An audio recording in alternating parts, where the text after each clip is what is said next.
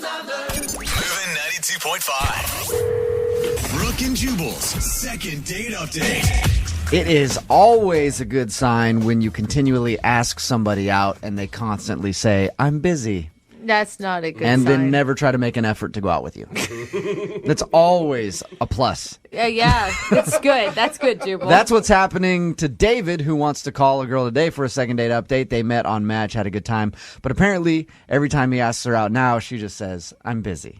And then doesn't go like, I'm busy, but we could do this. It's just, I'm busy. I hate that. That's what you're getting, right, David? That's right. Yeah, David, you're not one to read signs or take hints very well, are you? Every once in a while. Tell us a little bit about the girl you want us to call first. Well, her name's Alyssa, and we met on .com. Okay. Yeah.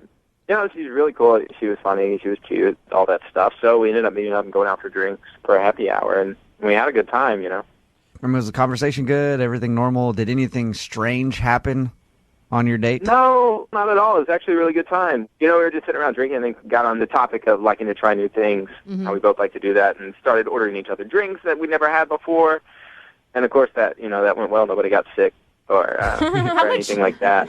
How much alcohol was consumed? Because It was only like 3 drinks apiece. Okay, that's not too bad. I had like our initial drink, and then she got me something like a blue Hawaiian and an Alabama Slammer, and I got her a Midori Sour, and she'd never done an Irish car bomb, so You guys were mixing a lot, Yeah, you guys though. kept it classy on your date, didn't you? Is that all that you did, was go to happy hour and do the like, hey, try this drink thing? Well, you do that pretty quick in an hour. Yeah. You can have dinner, so we got pretty drunk pretty quick. Yeah. And, realized it was probably a good idea to slow down there. Yeah. Maybe order some food, too. Right. At the end of your hour of drinking, what did you guys do? Did you go get something to eat, or? Well, you can't always do drinks and dinner on a first date. I'm just Maybe thinking, a good idea to combine the both. Yeah, I'm thinking you needed something to sop up the alcohol. Yeah. That second date idea, I can't do that on first. Oh. I don't have a lot of ideas. So first date drink, second date dinner and drinks. Well, it's not like you were slamming down bottles and bottles. You each had like 3 or 4 drinks each. You weren't completely hammered, Jubal, right? not everyone's a raging alcoholic like I you. know, 3 or 4 drinks, you'd probably still be okay. In an hour? Yeah. Yeah, I felt good. Okay. David, can I ask, when you made plans with her the first time, was it hard? Was she always, quote, quote, busy, or did she have a lot of free time? No, she was really open for it. And The first time. did she give you any indication on her date that she has like a really busy schedule or a crazy job or anything like that? Not really. It seems like she's. I'm going to be honest. We really didn't talk about with each other what we both do for work. How'd the date end with her? Did you guys make out? No, we didn't make out. I was a pretty smooth operator. I got a kiss on the cheek. Okay, that's not smooth, David. Yeah. That's Not like at all. That's a friend peck, dude. And then, No. That was a gentleman peck. It was a nice hug. It wasn't a side hug. Regular, good, lingering hug, and a kiss on the cheek. David, I'm just going to say, throw it out there. Anytime I've ever told a guy or even a friend that I'm busy, it's because I don't want to hang out with them. Mm-hmm. If I'm busy and I make plans, like alternate plans, then it means, yeah, go for it. Well, she still responds. Like if I text her or send her a message on Facebook or anything, she's still responding. She's not like completely blowing me off. Yeah. So that's why I'm confused as to. No. I've been in that position where I've said I'm busy, and then I just don't respond to text. Yeah, but some people don't do that. Like, I know for me, if I tell somebody I'm busy and they keep doing it, like, eventually I'll break down and still respond to them, and then they'll be like, okay, so let's go out. And you're like, no, I'm still busy. Yeah. I don't want to see you, but you just keep bugging me, so I will answer. If you like a guy, you make time. That's all I'm saying. Guy or girl? Yeah, well, I mean, like, if she is blowing me off, I would like to know the reason why. Okay? Since we're calling her, because to me, we had a really great time. Okay, well, we'll play a song, come back, call her, and get your second date update, okay? Cool, thanks. If we're not too busy. Hang on, all right? All right. Moving 92.5. Brooke and Jubal in the mornings. Second date update. Hey, David? Yeah. We were going to do your second date update, but honestly, something just came up. Can we make the phone call for you like next week or something? I promise we'll get around to it. If you're just tuning into the second date update, I'm telling David that because the girl that he wants us to get a hold of keeps giving him the I'm busy treatment. Not I'm busy. We could maybe try next Thursday when I'm not busy. Yeah. Just I'm busy, which usually means I don't want to see you. Yeah. So we're about to call her and find out why. They met on Match, went out for happy hour, had some drinks, maybe too many drinks, I don't know. And he said everything went well, so he doesn't understand why she would say that she's busy and doesn't want to see him again. But she is responding to like all of his texts and everything. Yeah, to be nice, maybe. Maybe, yeah. David, I mean, you got a kiss on the cheek when you left. Was there any talk then of seeing each other? I don't remember, to be honest. I'm going to go with no. All right. You ready to give her a call? Yeah. Okay, here we go.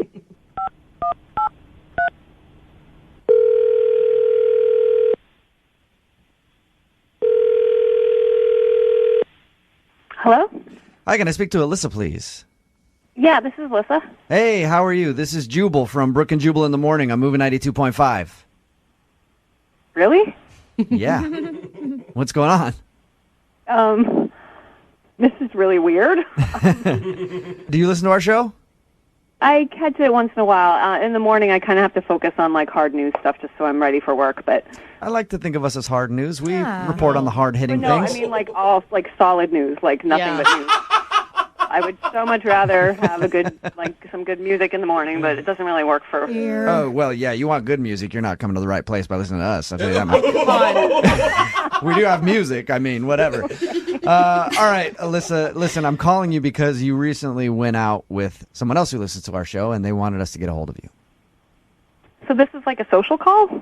Yeah. I like that name It for is. it. It's a social call. Brooke and Jubal's social call. Or a second date update, as we like to call it. It's where if you go out with someone and you end up blowing them off, they email us to call and ask why. David, who's a friend of the show, feels like you've been giving him the runaround just telling him that you're busy.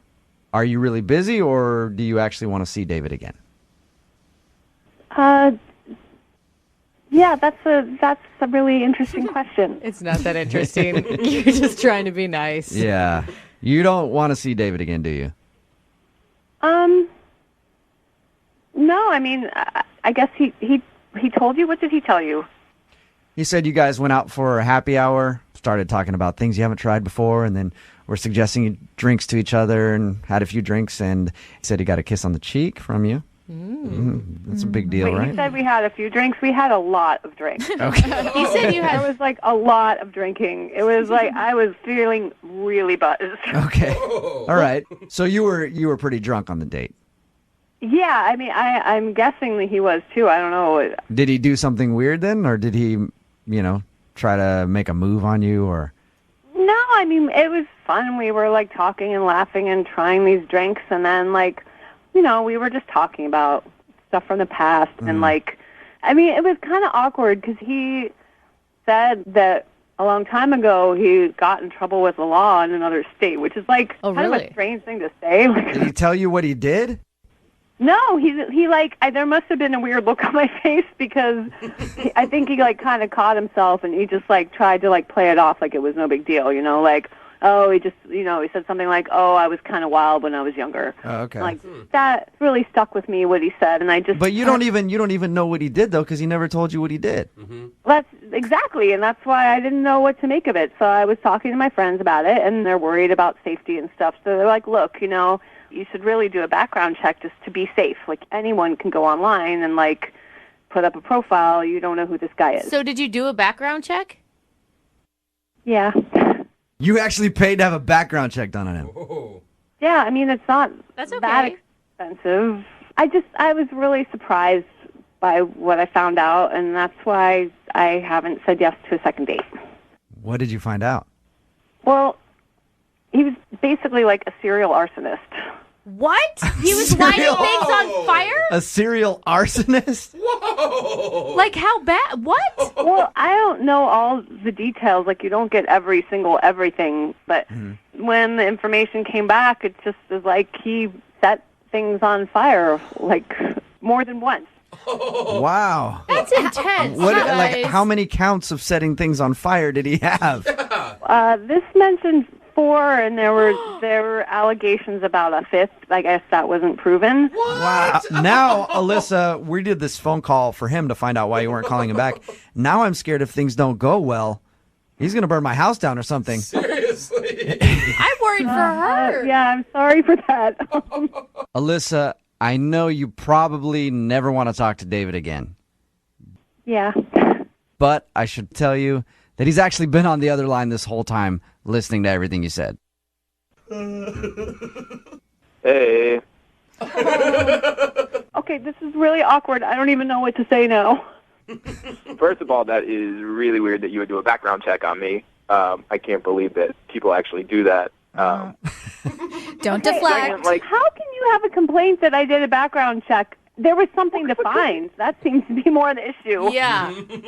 you could have asked me in the first Well, place. I that did got in ask trouble with the you law. after you mentioned that you got in trouble with the law and you blew off the question. You kind of just shut down and obviously didn't want to answer it. So I did try that. I don't really care about you talking to each other right now. All I want to know is, David, are you really a serial arsonist? Serial arsonist is a really strong way to label it. I set a couple old cars on fire in like a shed in the woods. Why? Why would you do that? We were just kids goofing off. It's not like someone lived in the shed. It's not like it was like a car in someone's driveway. There was just some old stuff out in the field, and we set it on fire. I don't know that I feel better about that, David. Sadly, I can see where David's coming from. Sometimes you just want to light things on fire. At least it wasn't like houses or anything like that. Animals. Yeah. Yeah, it's not like I did it because I was crazy. We did it because we were bored, and it happened to belong to somebody, which we didn't know. And then, I got in trouble with the cops. Buildings usually do belong to someone, And David. cars. How much time did you serve? I just finished high school. I was like 18. I was supposed to serve 2 years, but I was out in like 6 months. Nice. Not nice. None of this is nice. She does That's all you get for burning down a couple cars? So you served 2 years in jail for arson. I was supposed to serve 2 years. I was done in 6 months. You were done in 6 months. So, Alyssa, he's not that hardened of a criminal. He was right. only in jail for 6 months. Silver lining, good behavior. Does that make it any better, Alyssa? I'm really, really uncomfortable. I don't blame you at all. Yeah. Look, Alyssa, I was just hanging out with some bad people and made a stupid mistake. And I learned from it, and I moved away from there. I'm in a new state. I started a new life. I haven't had any other problems with the cops, not even a speeding ticket. I think people can change here. How old are you, David? 28. And no problems in the last 10 years. Come on, you it guys. was 10 years Okay, ago, Alyssa. Everybody makes dumb mistakes when they're young. 4 times? It doesn't matter how long ago it was. I don't want to date someone who was in jail. I think that's an that's- okay standard to have. I don't think so. I think really you do. you got to try I a mean- felon at least one time in your life. That's what I always say. That's what my grandma told me, and I listened. But so Alyssa, we can't convince you to go out on a second date with David. We will pay for it. I'm not the right girl. David, I'm sorry you did not get your second date. But at least you know why Alyssa's been telling you that she's busy. Yeah, that's a plus. Yeah, she doesn't want her property burned down. Brooke and Jubal in the morning. I had a dream so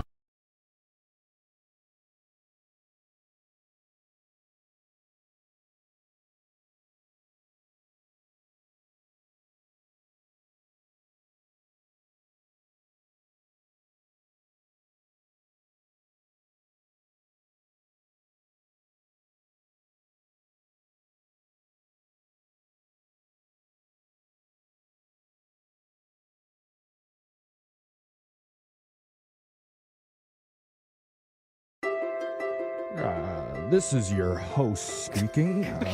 You're listening to call 3629er Tango en route to our second date. We've reached our cruising altitude, and if you look out the left side window, you can see our flight attendant, Chelsea, playing in a park sandbox on a first date with a guy named Adam. This is a weird area we're flying over. You look out the right window, you could see Chelsea stumbling into that guy's apartment for a quick in-town layover. while Adam checks out other Tinder profiles. Oh, ouch. You'll notice I have turned on the lower your expectations sign because Adam has not responded to her calls, but we're going to find out why very shortly. Please remain seated for the remainder of the phone call, and thank you for flying B&J Airlines. Okay. My ears are popping. That was great. That was pretty That was good. really good. See, I missed my calling. God. And I forgot to order my ginger ale. Oh, dang it. It's too late now. They already It passed. doesn't taste as good when you're on the ground either. But if you're just tuning in for the second date, one of our listeners, Chelsea, is a flight attendant, and she's reaching out for help from us because she's trying to get a hold of a guy named Adam, who she spent a short layover with while she was in town and hasn't been able to reach him since, even when she came back to see him again. Mm-hmm. So she's hoping to figure out what happened. Isn't that right, Chelsea?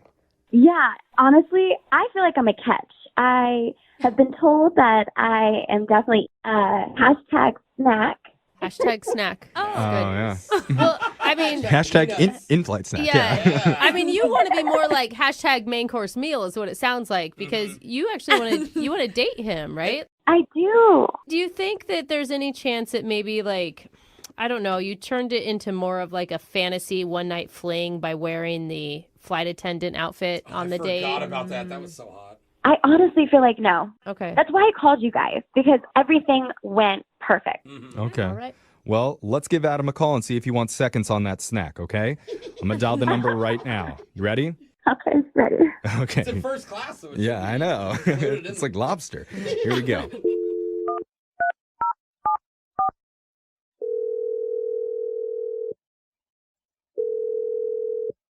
Hello, Hi, I'm looking for Adam. this is Adam. Hi, Adam. My name's Jeffrey from the radio show Brooke and Jeffrey in the Morning. I'm hoping you have a second to talk with us. Huh? Yeah, Man, a few words, Adam. I like that. get that a lot. No, we're the radio show Brooke and Jeffrey in the Morning. We do a segment on our show called A Second Date. Are you familiar with that? You ever heard of that before? No, I'm sorry, I have not. Okay, that's all right. I'll explain it to you. Basically, the idea is if you go out on a date with someone and afterwards, if that person isn't calling you back, you can email our show and we'll reach out to them for you to figure out the reason why. Okay. And so you recently went out with someone who has been having a hard time getting a hold of you. Oh, okay. Right? I know it's a lie. Have Do you you know? gone out on a lot of dates recently? No, not really. Okay, well, maybe if I just said a name, it would refresh your memory. Yeah, that would probably help. Okay, how does Chelsea sound? Yeah, I know Chelsea. That's good. Yeah, I know you know her. I'm just I hope trying so. to figure out the reason why you've been avoiding her lately. I don't know. She's just, oh, come on, guys. I mean, the thing is, excuses. I know. The thing is, we don't know. That's why we're calling. I mean, was it more of just like a one-night fun thing for you instead of like looking for a relationship? Honestly, that's what I thought it would be. But by the next morning, I was sure this is something special. But Oh, Yeah. Oh, that's you great. did have feelings for her. that's really Listen, sweet. okay, I've been in relationships in the past that have serious trust issues, and I can already see that that's going to be a problem with her. So I just Oh. am saving myself some heartache and pain. If you don't trust her because she hid behind that tree in the park, she came back. So she's obviously not untrustworthy. No. I mean, you're talking about red flags, is what you've seen some red flags. Yeah, I guess that's the right word for it. Yeah. What red flags are you talking about? Well, I don't know how much she told you guys about the date. Well, she said you guys met on Tinder while she was in town for a 24-hour layover. You guys went out to drinks, spent some time in the park. She spent the night at your place, and you drove her to the airport the next morning. And she wore the dress on the date, bro. He's talking about the flight attendant outfit. Yeah, he knows. Oh, But- he knows. Oh, yeah. The dress was real nice. Yeah, dude. Oh, So Yeah. hot. But what about Chelsea herself? Like, why don't you want to see her again? Well, so she told you that I drove her to the airport the next morning, right? Yeah, that was really Yeah. nice So- of you, She dude. said that you insisted on driving her. And she was really impressed Yeah. by it because it felt chivalrous, which was something that was new, right? Honestly, I did it because I really liked her, and I was like, I knew I wanted to see her again. Right. And so, like when you're at the airport, like there's that drop off, and honestly, it sounds cheesy, but I wanted to see her one more time. So I just kind of like pulled off to the side just to see her like walk inside. Oh, like a movie, yeah. Okay. I'm picturing Dumb and Dumber, where he like rear ends in the limo. Goodbye, Sorry. my love. Yeah. Okay. No, but this is cute. This is cute. Well, it wasn't cute because I like see her not go into the terminal. She goes and gets in the cab stand line. What? Gets in a cab and like drives away. What? She left the airport? Yeah. That is a red flag. She lied. Okay, wait, hold on. There could be like a reason for this. Like maybe her car was parked in a parking lot somewhere out there. Or her flight could have gotten delayed. Or she has a like crash pad nearby with girlfriends. Did you drop her at the right airport? I dropped her at the right airport. It's like some little field in the middle of nowhere. He's like, oh, this isn't the right place. No, she told me she was late and she needed to hurry. Oh, so really? no. Adam, I didn't know you saw that. Wait, hold on, Chelsea. Wait. You're supposed to wait till I call you in. Oh. Yeah, well, she just got caught. Yeah. So. Well, okay. Adam, this is kind of ruined, but I was supposed to let you know that Chelsea's been secretly listening on the other line and wants to talk to you. Okay. I didn't know that you saw that. That's not an excuse. Like, yeah. Maybe if you said it breathier next time. Maybe he'll believe you. Chelsea, what are you doing? Are you cheating on somebody? I mean, that's how Adam feels right now. He feels lied to. Absolutely not. I am being 100% honest. I did get in that cab, but I had to go get something real quick. So. What? I don't know. Okay, you had to but get like, something. What's so important? Plan B? No? No. The scarf. was it Plan B? Is that what you just said? Brooke, you're right. Yeah, Wait, what? Oh, shut up. They don't sell it at the airport. Oh my god. Oh my god. Oh my gosh, I thought that Brooke was kidding. You guys, you just met on Tinder. Wrap that up. What are you doing? No, not even that. Make the guy pay for it. Yes. What? So, really, Chelsea? That's why you left the airport? Yeah, I didn't know how to say that to you. I didn't want to ruin the moment, you know, and He made the moment, Chelsea. Like, I feel like, what are you talking about? You're intimate enough to do all that with someone, but then you can't talk about, like, repercussions? Yeah. I don't know. I just wanted everything to be perfect. Okay. So, now that you know that, Adam, how do you feel? I wish you had just told me. Like, Yeah. I wouldn't have. I mean, I guess I understand why you didn't, because maybe most guys would freak out. I would have. Yeah. I would have brought you wherever you needed to go to get it. But I would have paid for it. I don't know. Is that weird? No, it's not weird. He still sounds like a little shaken, though. I mean, is it possible that Chelsea's lying? She just heard what Brooke said and thought that's a better excuse than whatever she was really doing? Brooke, Guys, no. come on. I did not. Where'd you go to get it? Rite Aid. See? Okay. I don't know where you get it. That could be Yeah. wrong. What- I mean, Yeah. that's the thing. What Like, color is it? That's a weird thing. It's like, it shouldn't be a weird taboo thing to talk to the other half of the partnership about what type of sexual health items you need. But usually you have a girlfriend, like, take you the next day. Like, I don't ask the guy, but she didn't have a girl there, so Yeah. she went alone. Or I get Brooke it. has them in like Tic Tac form. She just pops them every morning. So I'm a big proponent of protected sex. Thank you Okay. very much. Boring. You don't want to I'm talk just to every saying. guy about that. All right. So Adam, what do you think? Do you believe Chelsea that's really what she went off to get? I really want to.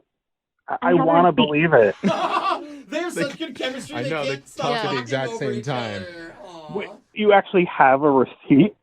Like on my bank statement. I'll screenshot that and show you the date. You don't have to prove it. You don't have to do No, that. No, that's- that's icky. That is icky. Is that what you're asking for her to do, Adam? No. I believe you. You don't need to show me a receipt like that. Oh, good. That's really romantic of you, I would say, Adam. What a gentleman. He Yeah, really, see, he chivalry really is it, Dad? That's a business class type of man right there. All right, so now that She's we've... a keeper, by the way. I agree. We've reached an agreement here, and at this point, I would like to offer to send you guys out on a second date. What do you say, Adam? Give it one more shot with Chelsea. I would love that. Oh, All right. that's cute. Guys, I'm so happy. Adam, I'm so excited. Are you crying? A little bit. Must have been quite a night at his apartment. Or maybe that pill didn't work and you're hormonal. If I've learned anything from watching movies about airplanes, it's that all pilots are handsome and charming with a deep, dark secret from their past. And all flight attendants are exactly 24 years old with a passion for adventure and meeting strange men in far-off places. Yeah. It's so true. Yeah. Why am I working here? Yeah. I mean, you're a flight attendant. Why didn't you go live in the stereotype? I know. Yeah. I really chose the wrong career. But we're going to find out if those stereotypes are all really true because we have a flight attendant who's reached out to us for help. Her name's Chelsea. Hey, Chelsea, how you doing? Hey, guys. Oh, you are yeah. sweet. Yep. It's not like she's going to be like, everybody, just buckle your seatbelts. I know. Put down your compartment. Yeah. What are you, 24 years old, Chelsea? I'm actually 23 and a half. Oh. There it is. Okay. But you reached out to us for help today. Who's the guy that you want us to call? So his name's Adam. Okay. How'd you meet Adam? So I was in town recently during a layover, and I was only here for 24 hours. Okay. And most of my girlfriends, they love to go out with me, but they had went out previously, and so they wanted to use this layover as just relaxing and rejuvenating for the next. Yeah. But I wanted to go out into the city. Yeah. The passion for adventure. Yeah. Here it comes. Okay. Do a little sightseeing. Yeah. Yeah, I mean, grab a drink. So my girlfriends were like, why don't you go on Tinder? I'm not really familiar with Tinder, so I downloaded it. It seems exciting. I think that's fun. Like the better option than just going by yourself to get a drink is to just find some rando on Tinder. Yeah. Right, well, because then you're for sure getting someone to, like, show you around. That's true. Oh. Guys always seem hotter when you're traveling too. Yeah, you that's know, a good somewhere point. else. Yeah. Is that what the flight attendants call it? Can you show me around for tonight? Well, if you say it like that. Okay. So I met Adam on Tinder, and I mean, honestly, he's really cute. And oddly enough, he kind of reminded me on his profile of, like, all of those guys that I serve usually in first class. Oh, wait. Oh. And Nice. wait, that Okay. was good to you? Because, I mean, typically, like, if it's someone you have to deal with on a regular basis at work, it's a turn off. Money, Yes. Brooke. Money. I'm sorry. Okay, so he looked rich. Yeah. Well, I don't really dabble at work, so this could be, you know. Dabble. Okay. All right. So you dabbled in business class. How was it? All right. Well, he was telling me that he likes a woman in uniform, and we were making jokes back and forth, and I thought it would be funny to show up in my flight attendant uniform. Oh, that's sexy. Not funny. You're saying the wrong word. Yeah. Yeah. You guys were flirting, and he's like, that would be nice, huh? And you did it. What That's did- Jose cool. sounds very familiar with this. So I hooked up with flight attendants, and they're freaky. All right, so you're not tricking me over here, young lady. What did Adam think when you showed up wearing your work Oh my outfit? gosh, he loved it. Yeah, you did. I love it. He instantly thinks he's in like this role play dream of It's his so that these sexy. two boys have been having for Yeah. a while. He's definitely needed one of those moist towelettes. Oh my I god. would hit the button. Beep, beep. I need some assistance, please. Okay. Yeah. I guess the thing is like you wanted the reaction from Adam that you just got from the gentleman in this room, right? Like that's what you were looking for. Absolutely. Absolutely. Okay. Nice. You knew what you were doing. What happened after that? Well, first of all, I just want to tell you guys, he had me in tears laughing the whole time. I mean, my cheeks hurt so bad. And Great. honestly, my guard was absolutely let down. And he took me over to the park. And so we just played around, like. Played around in around the in the park while you're in a pencil skirt? I mean, I'm young like, too, but what games are you talking about? Like, you were on the seesaw together? We're like feeding pigeons and like hiding behind like a tree and just like being cute. Are you in heels this whole time? Like, It's the TV show Leave It to Beaver. why? I mean, you like. Well, they had drinks. They're just exploring the city. Why not go to a park and just BS? I kind of understand this. Yeah. Yes. Okay. Well, She can do no wrong to me. I feel like he's just putting off wanting to ask you back to his place because he doesn't know how to do it. Oh, Maybe. so like quickly. Yeah. Did that ever happen? It did. I did sleep over his house. Okay. Nice. How did things end with you and Adam? Well, I had to catch a flight in the morning, and usually I take an Uber, but he insisted on driving me. Good man. That's nice. It felt like that World War II love, you know? Aw. What? World War II love. What kind of love is that? Where What? he leaves for 4 years and you don't see him for a while and then you write letters back and forth? It's the one where you just feel super comfortable and you felt like you've known him forever. Where does World War II Because I get the idea. Back in World War II, that was true love. I'm You know? imagining a soldier kissing a girl, her legs all Yeah. perched up. Okay. Oh, I see. You know, Yeah. like the And those two classic- people in that classic photo were complete strangers who never dated again. That's true. You got all They that. never dated again. You got Yeah. all that from just him offering you a ride to the airport. Yeah. That's hard to get nowadays. I guess so. That's what I was going to say. Chivalry is dead. Yeah. How was the drop off? It was romantic because I ended up kissing him goodbye. And normally it's kind of awkward the next day, but it wasn't. And I'm like, listen, I'm going to text you when I come back into town. And he was super excited and very adamant that I would do that.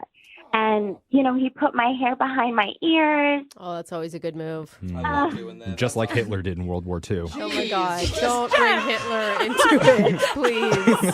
Oh, no. What? It's a World War II love. Okay. You would get it if you were there. Wrong side. Wrong side of the war, Jeffrey. Oh, okay. I guess only the Americans found love.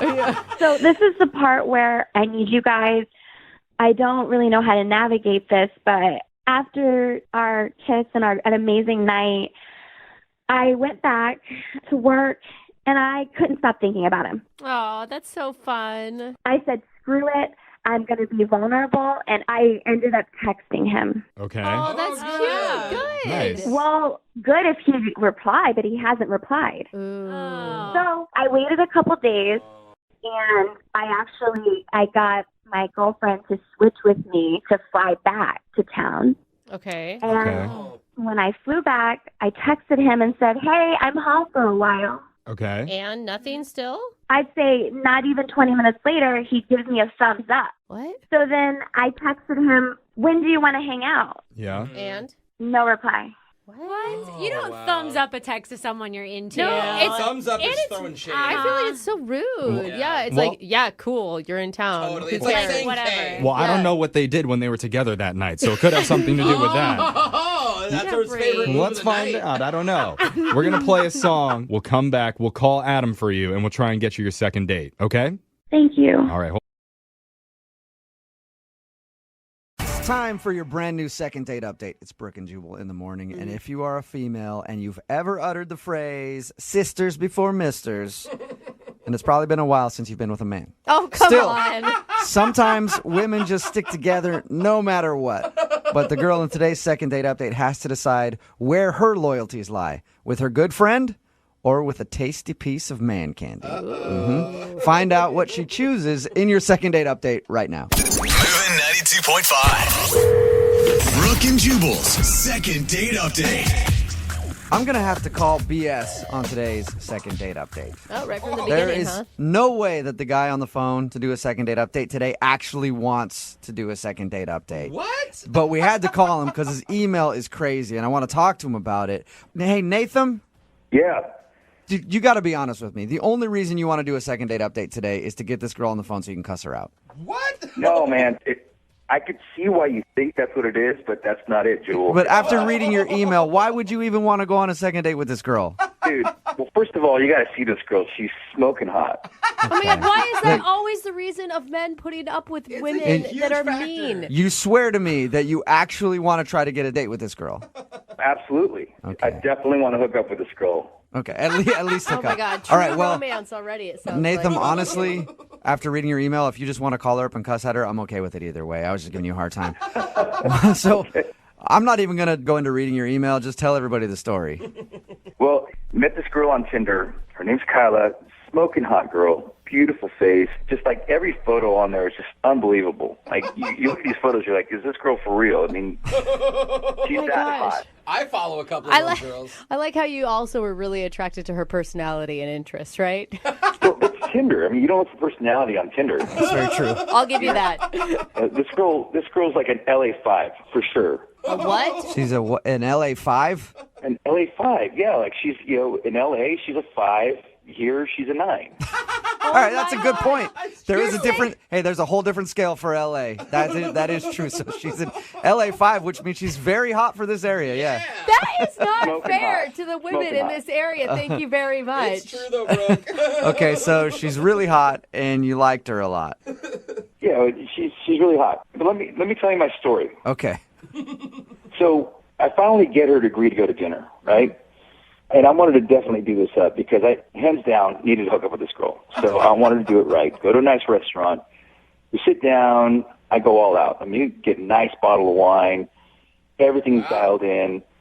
Just after we order, she starts kind of changing conversation, and then she gets to the question that just, let's put it this way, hit the fan. Whoa. At dinner? Yeah, at dinner. Whoa. What did she say? So she just looks at me and she goes, so, do you know a girl named Nicole? And I'm thinking, Nicole, like, yeah, I know Nicole's, but where's she going with this? Right. I'm thinking the best thing to always do is just go, no, I don't think so. Okay. Yeah. So you said no to her. Yeah. And then I'm thinking, I don't know if that was the right thing to say, too, because what if I'm supposed to know Nicole? So who's Nicole? I don't know who Nicole is. I mean, there's a lot of Nicoles out there. I don't know. But anyway, so this is what happens. So she asks the question. I say, no, I don't know Nicole. And she goes, yeah, you do. And I'm like, no, I don't.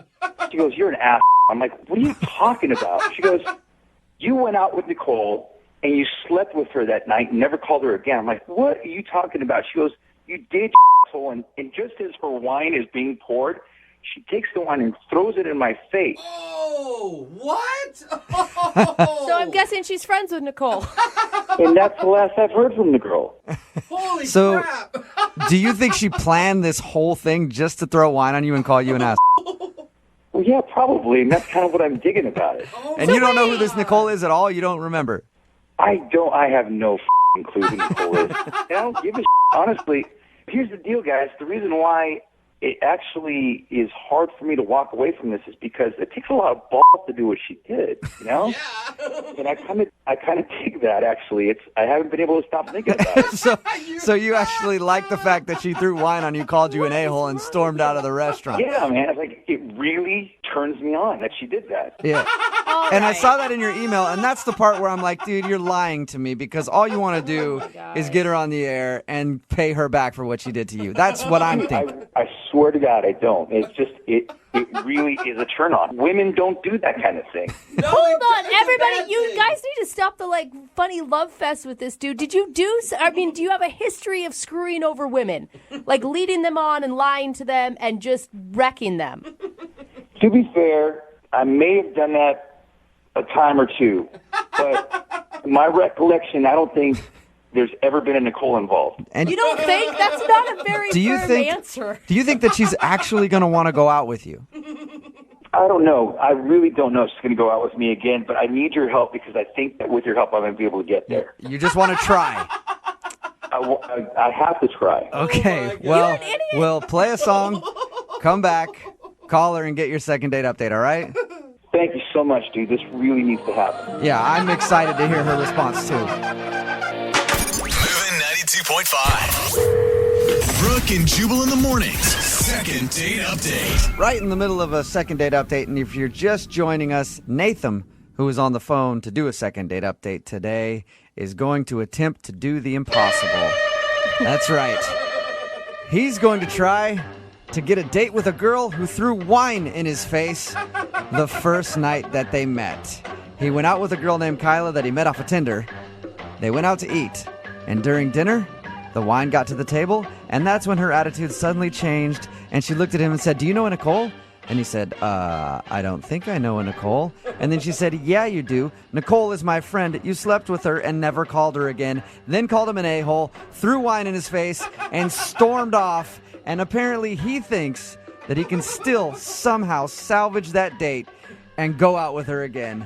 Nathan, Hey. your mission, if you choose to accept, is to get Kyla to go out with you on a second date. Do you think you can actually do this? I hope I can. I mean, this girl's just smoking hot. She's just so hot. What are you going to say to her to get her to go out with you again? I don't know. I'll figure it out, but I gotta just talk to her. What if it turns out Nicole is someone you totally screwed over? Are you willing to apologize? I mean, honestly, don't remember Nicole, but if that's what I did, then hell yeah. I mean, especially if it's a friend. If I have to apologize in order to be able to go out with Kyla again, then yeah. Okay. I probably wouldn't include the fact that you don't know a Nicole if, in fact, you do. Just to FYI. All right. Yeah, I mean, whatever it takes. All right, well, good luck to you, okay? Thanks, guys. I'm going to call the phone number right now.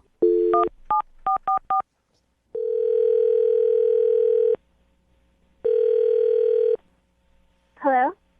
Hi, is Kyla there? Yeah, this is Kyla. Hey, Kyla, this is Jubal. I host Brooke and Jubal in the Morning. It's a radio show. Hi. How are you? Okay, I'm sorry, it's from a radio show? Yes, it's a morning radio show. And one of our listeners wanted us to call you today. What? Yeah. Strange, right? You'll know who this person is. I guarantee it. Okay. It's a guy that you recently went out on a date with. He says that he enjoyed meeting you so much that he would like to go out with you again. His name is Nathan. And you remember him, I guarantee you remember this date because he told us all about it. I know exactly why you're not calling him back. He said how you brought up your friend Nicole, said that he slept with your friend Nicole and never called her back, and then you threw wine in his face and left the restaurant. What? I can't believe he called you. Obviously, I don't want to talk to him. I think I made that pretty clear. Yeah, we do know that. Did you plan this whole thing out just to throw wine in his face? I'm curious. I don't want to talk about it. He knows what he did. It's his problem. Can I just say that I am highly impressed at the maneuver you pulled off. It's something that I've dreamed about doing in defense of girlfriends before, but I've never quite had the audacity to pull it off. Thank you. You're welcome. It was not easy, but certain satisfaction there. Yeah, I bet there's a lot of satisfaction in that. Yeah, we matched on Tinder. I was looking forward to going out with him until my friend saw his picture and told me what he did to her. And then, yeah, the rest is history. That's an impressive friend. Sometimes you have to stand up for your friends. Like, that's it. I bet your friend was super pumped to hear that you threw wine in his face. That's epic. She wasn't sad about it. I bet she wasn't. So, does it surprise you at all that he wants to go on a second date with you? Yes. That's why I haven't texted him back or answered his phone calls. Okay, well, then I probably shouldn't tell you that he's actually on the other line listening and wants to talk to you. Are you serious? Yes, I am. Okay, I told you I do not want to talk to that douche. We have nothing to say to each other. I've made that super clear. So, Kyla, it's Nathan. Just give me a chance. I just want literally 30 seconds with you. Can you just? Oh, no, I do not want to talk to you. I think that's obvious. But I'm sure everything that you said happened with your friend Nicole happened. I'm gonna trust you on your word that that's what she said. Yes, that it happened. did, but Obviously, it happened. She's not a liar. Okay, well, I'm not saying she's a liar. I mean, so what I'm saying is if I did something wrong, I screwed up. Yes, obviously. Okay, and I'm so sorry that happened, but that was never my intent. I'm sure I really even liked her. I just can't remember where it turned or why. I don't know. I can't answer to that, okay? But what I can tell you is this. Yeah, I'm not interested in hearing any more from you. So Just give me, before I even tell you this part, I want to say this. I'm super impressed by who you are. For you to stand up for your friend the way you did, I think it's just amazing. I mean, it just put you in a completely different place for me. It just took you up 4 or 5 notches above anybody else. This is a very weird thing to hear coming from you. Yeah. Well, but it's true. I really, really like who you are as a person for doing that. It sounds weird because, I mean, what guy wants wine thrown in his face? I mean, that's not the first way I'd like to meet somebody, but it really made me think about who you are, and I just want a chance to be able to spend some time with you and for you to get to know who I really am, because I think you have the wrong picture of me completely. Yeah, I think I got the picture of you. I got the picture of you, what you did to Nicole. I got the picture of you with wine all over your face. And that's the last picture I need to see. We're good. Okay, people make mistakes. I'm sure you've made mistakes. I'm sure your friend Nicole's made mistakes. I've made a mistake, and I'm just asking you to forgive me for that mistake. What I'm trying to tell you is that that's not who I choose to be as a person. And the only way that you'll really get to know whether or not I'm telling you the truth, which I'm saying is the truth, is by you just giving me a chance to spend some time with you. I mean, okay, this is going to sound so cheesy, but I have to say this. I've been thinking about you a lot since that date. And you know that movie Serendipity? Yeah, Oh, just my people are gosh. supposed to. Look, okay, I'm not trying to be cheesy, but it's like sometimes, maybe really maybe we were supposed to meet. Maybe we were supposed to meet because of what happened with Nicole. I don't know. Even if I were attracted to you, like, there's no way we can hang out. Like, it's not going to happen. Wait. So you think I'm attractive then? Oh my God, like, whatever. It doesn't matter. Like, it's not. Well, it kind of does it's not actually, gonna because work I think you're beautiful. Like it's kind of nice to know that you think I'm attractive. I mean, obviously we should be spending some time together, Kyla. I mean, I really think that. Nathan, are you just like the ultimate con artist? A minute ago, you were telling us that she was just hot and you want to hook up with her, and now you love her personality and she's beautiful. Okay, I don't know. Okay, here's what I want to say about this. I made a mistake. I mean, I don't remember who this Nicole is, but if she says I did it, then I screwed up. I made a mistake. And I'm so sorry for that. I don't want to be judged for what's already happened. I mean, I can't change the past. All I can do is just be better in the future. Right now, into the future. That's what I'm trying to do. And Kyla, I just want a chance to show you that I can be a good guy. Oh, he's good. He's real good, Kyla. Okay. I'm sorry. I'm really, really sorry. Like, I'm sorry not only to you, but I'm sorry to your friend Nicole. Like, if I hurt her. God, I want to go out with Nathan. Nathan, hang on one second. Hey, Kyla, would you like to go out on a second date with Nathan? We will pay for it. This one won't include wine being thrown in the face. It'll give you a chance to get to know him and hear the story at least. Give him a shot. There is no story. He doesn't remember who Nicole is. What are you guys thinking? I really never expected to ever see you again. Like, I don't know why. Kyla, just one chance. Kyla, do not fall for this. Kyla, look, if you just go out with me just one time, and for whatever reason you don't feel comfortable again, you can throw wine in my face again. As a matter of fact, throw wine in my face and break the bottle over my head. Okay? Go ahead and do that. But I want to see you again because I think it was destiny. Like, I really want to. He is romantic. Hey, Kyla, at the beginning of our phone call, you said that you were excited to go out with him the first time before you knew about Nicole. Yeah, before you found out he was a total douche to your friend who he doesn't remember.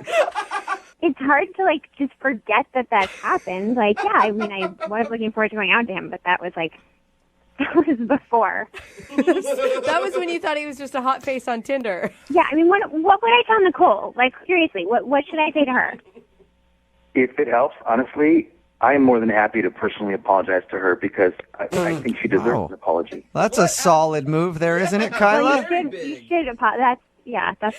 Oh my God. That would be cool. You guys, you can't even pick her out in a crowd because she doesn't know what she looks like. Brooke, stop hating on love, okay? Oh this is so incredibly ridiculous. I'm trying everything I can, Kyla. All I know is I really want to spend time with you, like whatever it takes. You tell me. I don't know why you're laughing. Like, I mean, at least he's like trying to be a bigger man. He's like owning up to his mistakes. I mean, you should apologize to Nicole. That would be. Hey, we can set it up then, Kyla. Maybe you can go out on a date, all three of you. And he can apologize in front of you, and you can get to know him a little better. Okay, if he apologizes to Nicole and she, like, says it's okay, I would have one shot to, clear the air or whatever. Like, I'd be willing. But one. That's it, just one. Okay, well, it's a successful second date then. Congratulations, Nathan. Thanks, guys. I don't know how you did it. Well, I know how you did it, but you got a second date. Congratulations. It's not a date yet. He has to apologize first. Okay, well, apologize, and then you have a date. Kyla, you won't regret this. I've got a huge surprise in store for you. Oh, my God. I wouldn't start calling things huge just yet, all right? Brooke and Jubal in the morning. Yep, the impossible happened. It's Brooke and Jubal in the morning. Talking about today's second date update. We got a text message in at 78592 that says, wow, this guy is a Picasso at the art of BS. Yeah, he is. And that is definitely true. If you missed the second date update, this guy named Nathan wanted to call a girl named Kyla. They went out on a first date, but she actually set him up to go out on that date because he had hooked up with her friend and then stopped calling her. They went out on the date. She sat down. They talked for a minute. Then she threw wine in his face in honor of her friend and then stormed off. He wanted to do a second date update because he thought that he really actually did like her in his words. For her. He says that he liked her for her, not just wanted to hook up with her, and wanted to try to get a second date regardless of how their first date went. And lo and behold, he was able to talk his way in to getting a second date with the girl who threw wine on his face because he hooked up with one of her friends. And the thing is, he doesn't remember the friend at all. And he said that he wanted to hook up with her for her, that he liked her for her after she was on the phone. When he was talking to just us, he was rating her on some scale of LA 5 or whatever and saying how hot she was. And that's all he had to say about her. A lot of texts in like this at 78592 says, I thought you guys were supposed to help the second date person out. Brooke is a hater. Because Brooke was like telling the girl not to go out with him. Listen, Brooke has a dark heart. And she does not enjoy love, and she does not want people to succeed in relationships. So anytime a very beautiful story like this is unfolding, Brooke will try to throw a wrench in the works no matter how she can. So keep those texts coming at 78592. I'm the villain when I'm not the one that slept with Nicole, the girl's friend, lied to her, set her up. I don't know. But he had finally got himself back another date, and it was going to happen. Because he's a con artist. I have he's no gonna do idea the exact same thing to this girl. how he was able to do it. Very impressive. Somebody texted in at 78592, said on his next date, I hope he throws wine in her face. It might be his plan. I don't know. She deserved that. That is messed up. If you missed the second date update we're talking about, it will be online shortly. You can check it out there. If you want to do a second date update, just email us, and we will call the person who didn't call you back. Move it 92.5.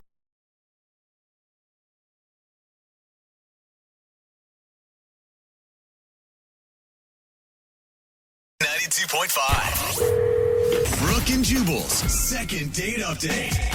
I do not envy the girl on the phone for a second date update today. Not because of anything that happened with her date, just I think that she has one of the jobs that is tops in this country for getting hit on the most by thirsty, annoying dudes. She's a bartender at a golf course. Oh, yeah. That has got to be the worst. As a guy who golfs a lot, I see it go down constantly. If you're the cart girl or working in the bar at a golf course, it's just nothing but guys coming in there being like, I make a ton of money because I golf all the time. What's your name, sweetie? I'll take another Arnie Palmer. Get it from the bottom shelf so I can watch it bend down.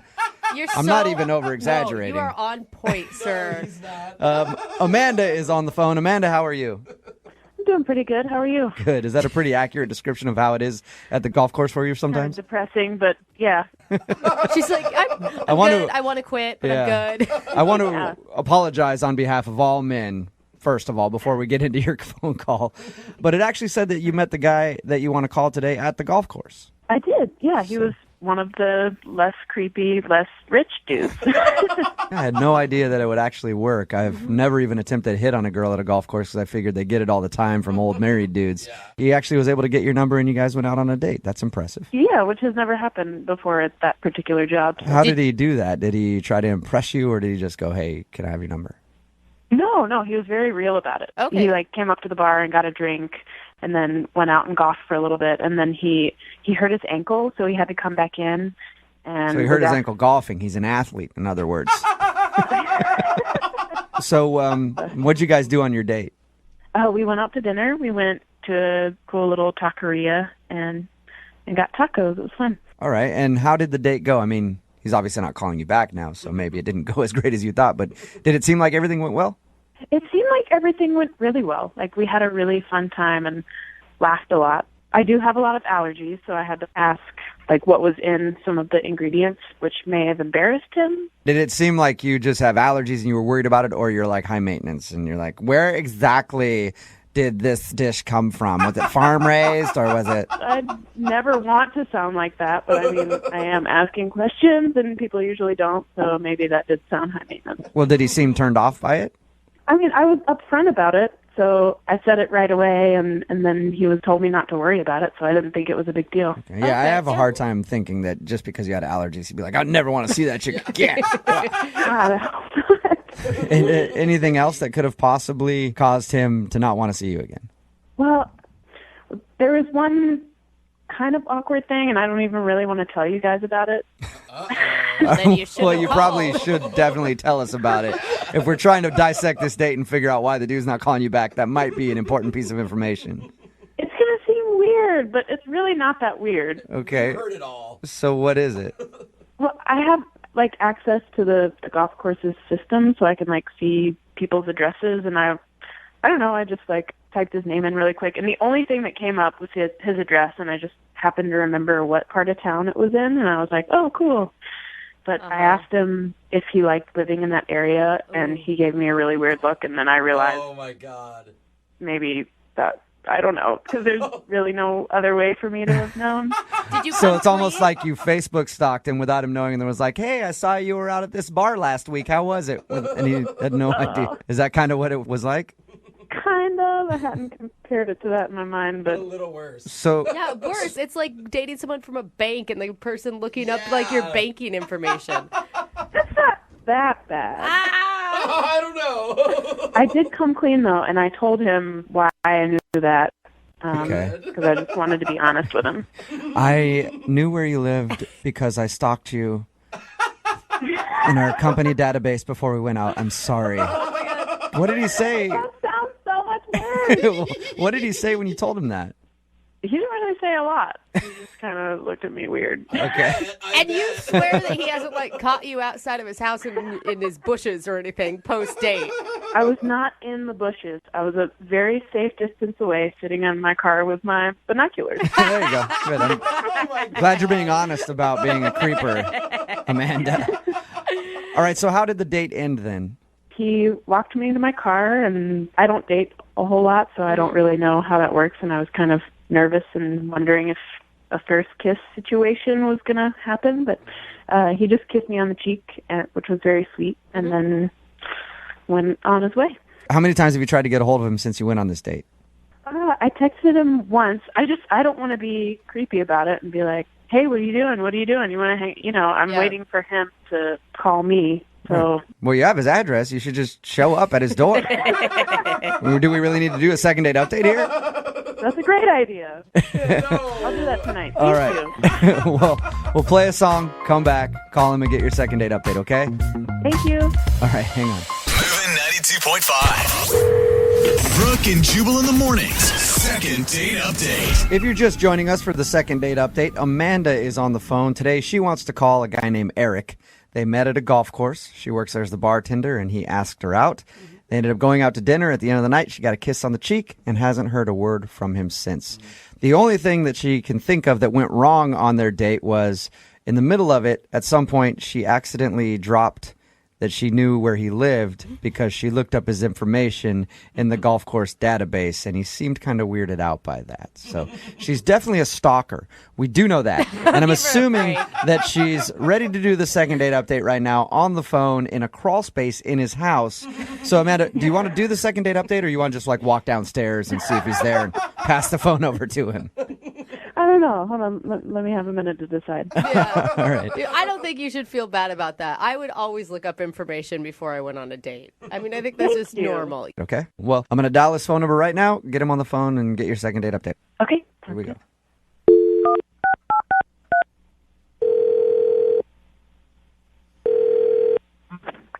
Hello. Hi, can I speak to Eric, please? Yep, this is Eric. Hey, Eric, how are you? This is Jubal from Brooke and Jubal in the Morning. I'm good. Who is this? Jubal from Brooke and Jubal in the Morning, the radio show. Okay. How are you? Fine. May I ask why you're calling? You may, and I will gladly tell you that. You recently went out on a date with one of our listeners, and she asked me to call you and find out what went wrong. It's a segment we do called the second date update. Oh, okay. I think I've heard of this, actually. Oh, you have? Have you ever heard the segment? No, I haven't. Okay. Well, at least you're kind of familiar with it. Well, congratulations, Eric. A girl named Amanda wanted me to call you today and find out what went wrong on your date. Do you remember going out with Amanda? Yep. You met her at the golf course? Yep. Okay. She said that you guys enjoyed a fun dinner out, at least in her opinion. Was it not fun for you? Yeah, I mean, it was good. It was fine and stuff, but I don't know if I can really, talk too much about details or anything like that. Is there anything that you could share with us? Because she says she's tried to text you a few times after going out, and you haven't responded at all. She thought things went well enough that you guys would see each other again. Yeah, I mean, she's a nice girl.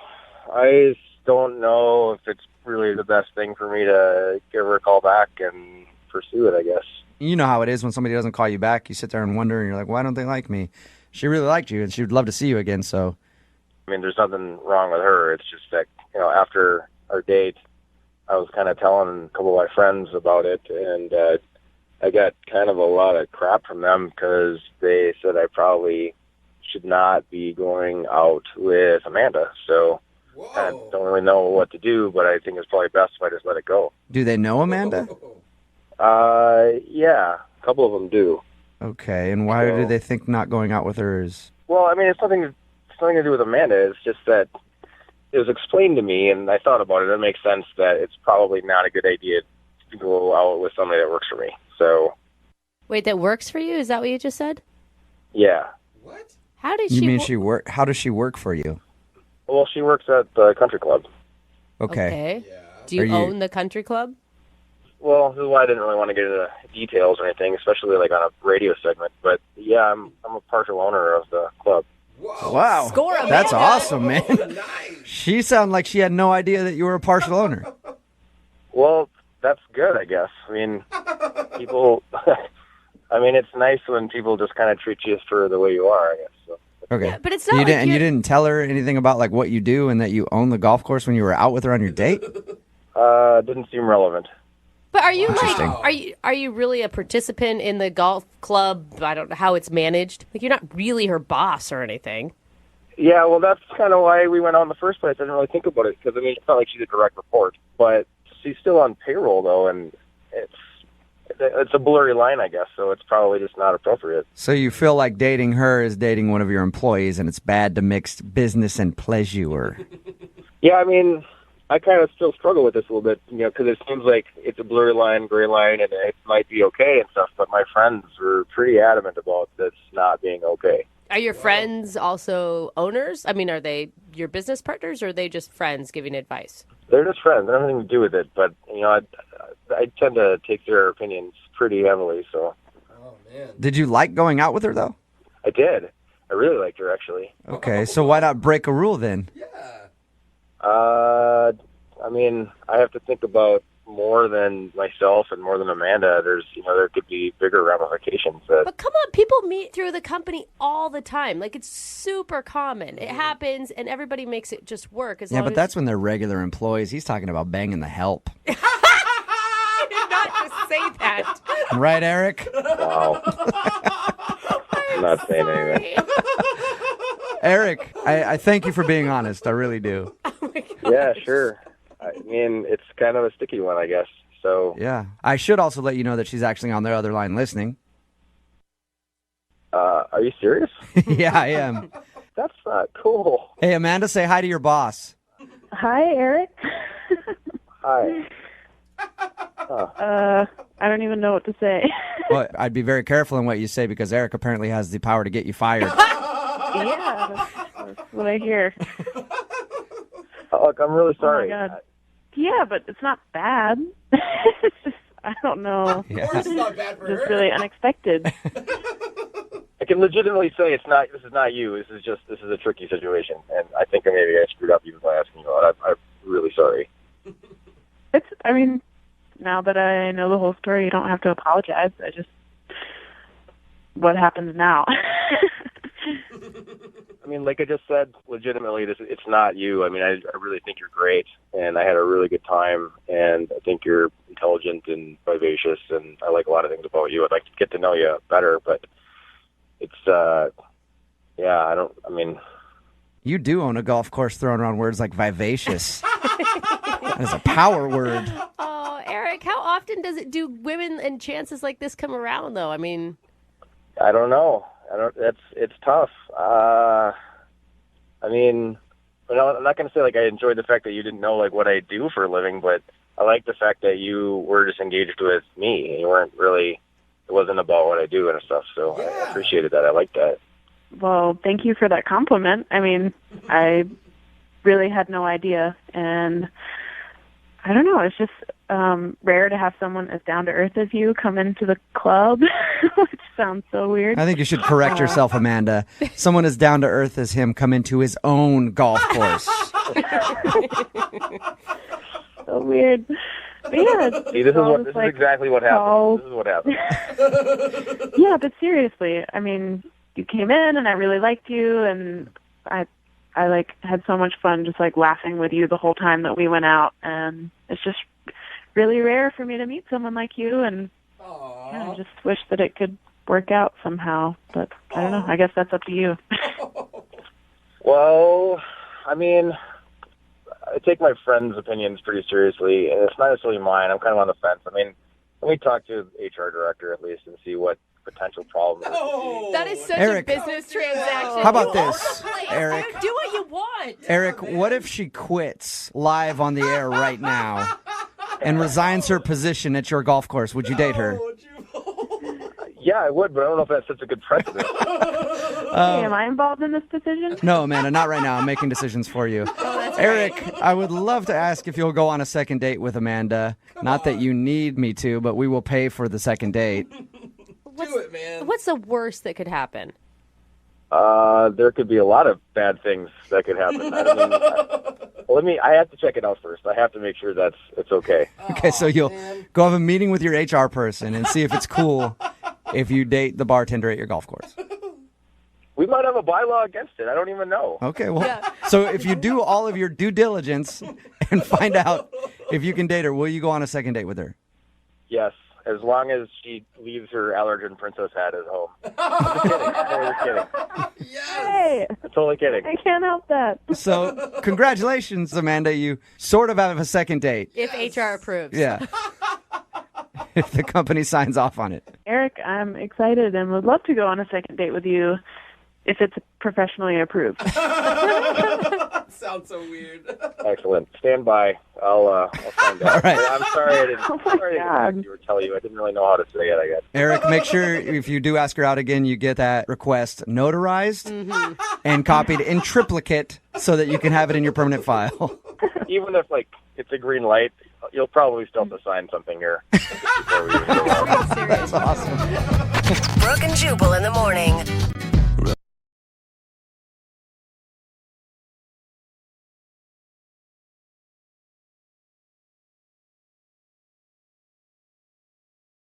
We have a girl named Meg on the phone for a second date today, and in her email, Meg said that after her date, she was super disappointed in herself. Oh, man, Meg, don't be too hard on you. Yeah, so before we go any further, Meg, I just want you to know the feeling is mutual. We're all super disappointed in you too, okay? Aw, that's fair. No, it's a good thing because there's nowhere else for you to go from here but up. Okay, so just remember, we couldn't possibly think less of you than we already do right now.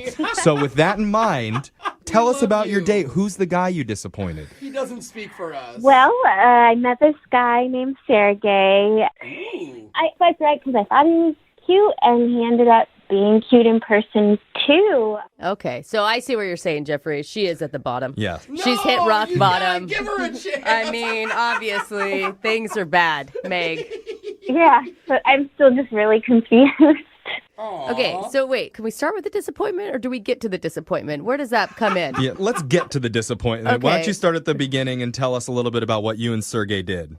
So when we talked on the phone, we learned that we both love to travel, and Shocking. he's gone to a bunch of places that I have on my bucket list, like Machu Picchu, and I decided that instead of going to, a normal, boring sit-down dinner, it'd be kind of fun to experience other cultures together and try street food from around the world. Okay, Oh, cool. so you booked 2 one-way tickets around the world and set off on your adventure. No. We went across the globe, and we started with South America. Had some carne batata kebab from Peru and some chorizo sausage. Oh, so you planned out meals from around the world by finding different restaurants where you could go get appetizers, essentially. Exactly. It's like a little snack walk. Oh man, my heart is already full. If someone took me on a snack walk, that sounds amazing, doesn't it? Well, it was going really well, but I should have stuck with South America, I guess, because I decided to take us to a French spot, and I insisted that he try some street quiche. And Street quiche? I don't know that that's a thing. Why does that sound illegal?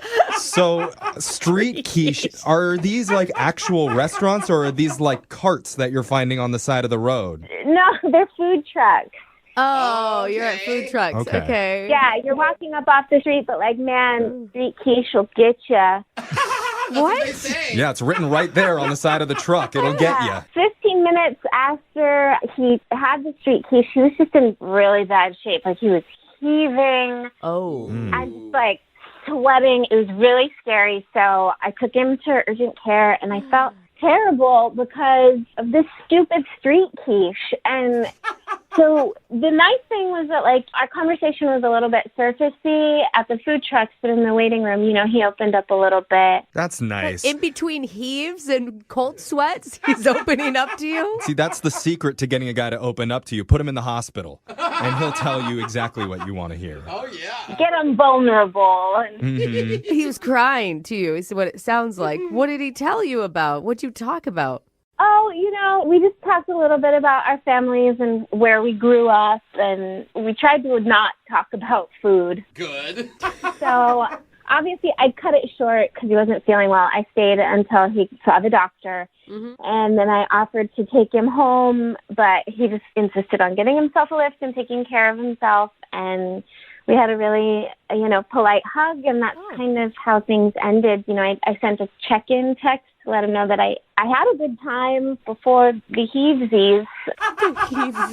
But, you know, he's not really, there's no flirting or, you know, extra engagement. It's all very polite. Well, I would assume that he's very embarrassed. Like, anyone who's got food poisoning. I mean, I'm assuming that he had food poisoning from the street quiche. It's not your best look. So why are you Right? disappointed in yourself after this? Because the quiche didn't kill him? Or did you want to get to the rest of the countries? No, because the quiche didn't kill me. It was, you know, I feel a little responsible because I was the one telling him to try some food from my country. Oh, no, your country hurt him. Your heritage food. Yeah. I want him to know that he shouldn't feel embarrassed. Or be afraid of the French. So when did he get released from the hospital? When's the last time that you talked to him? It was about a week and a half.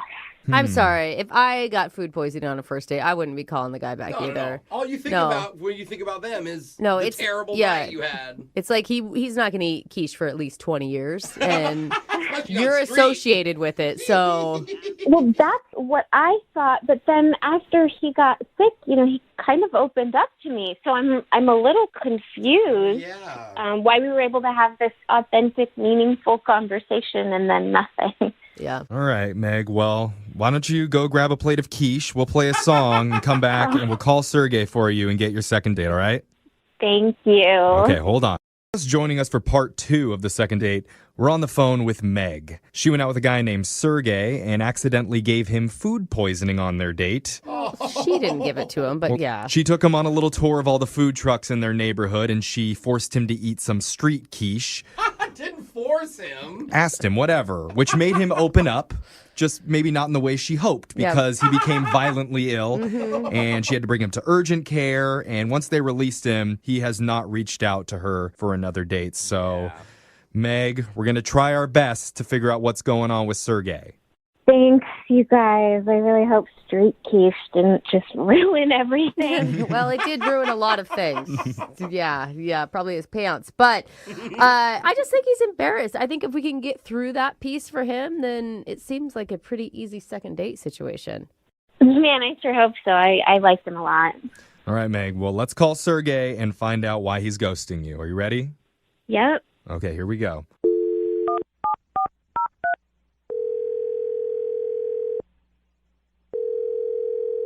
Hello? Hi, can I speak to Sergey, please? This is Sergey. Hey, Sergey. This is young Jeffrey. Do you have a minute to chat with us? I'm sorry, who is this? It's young Jeffrey. Are you familiar with us at all?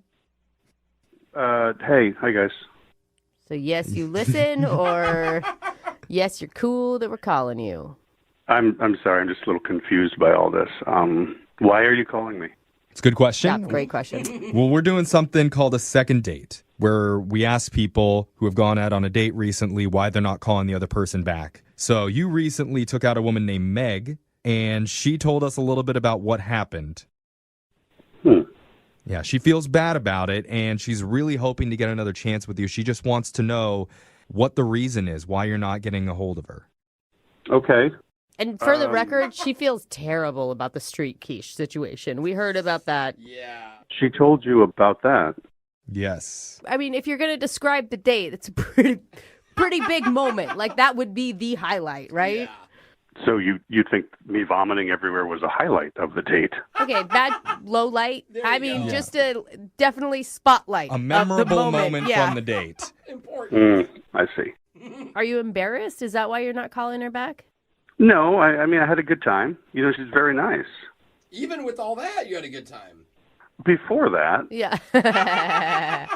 that part wasn't real fun, but yeah, no, she's great. She's very nice. She's great. Okay. Did you guys have chemistry? Yeah, we had fun. We chatted, had a bunch of food. You heard about the quiche fiasco, so yeah, she's nice to hang out with. I don't understand. So why aren't you calling this great, nice, fun girl to hang out with? Bottom line, she just deserves, someone better than me. I can't be honest about my past. I haven't been dating for a while, and I was thinking I should get back into it or something, but she'd be much better off with somebody, than me. That could handle their quiche. No, that's terrible. Like, what do you mean? She really liked you a lot. Like, what could be so terrible in your past that makes you undateable for her? I just think I shouldn't be dating. She deserves a guy that can just be wide open about everything, and that's just... What can't you be open about with her? Did you get in trouble with the law or something? Oh, I was thinking divorce.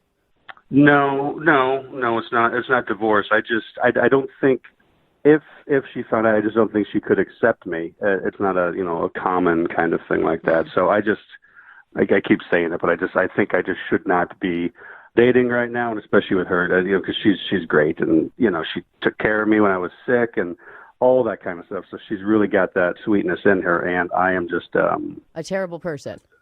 Aww. Well, what? In the past, yes. But it just not now. Did you commit a crime or something? Like, you're painting yourself as a very negative person. And you sound lovely. Yeah. Like, I would go have a beer with you. Yeah. I'm a terrible judge of character. Yeah, no quiche. Like, I don't think you're giving yourself a shot, man. You can't decide for other people what they can and they can't handle. Yeah, but you don't necessarily need to lay stuff on others. There's a level, and mine's pretty excessive. So it just... So yeah, just quit. Good idea. So, okay. So whatever you did in your past is so bad that you think you deserve to never have love and be single the rest of your life. Is that what you're saying?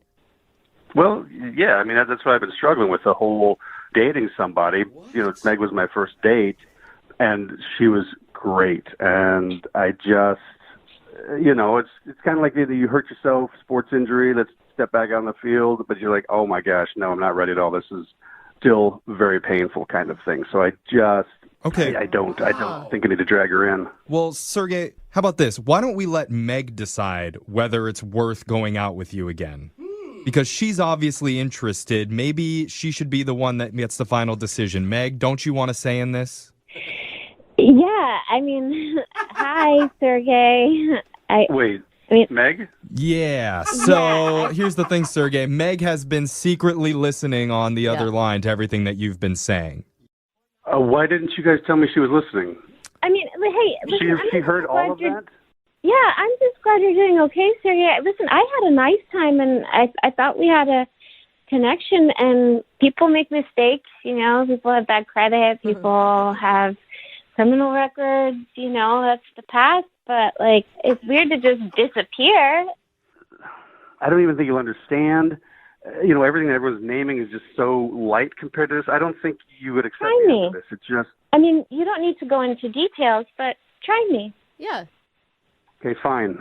I'm warning you, you're not going to like me after this, okay? Oh, my God. I can't go into a lot of detail, but a while back, I worked for some very bad people. You would know them as the cartel.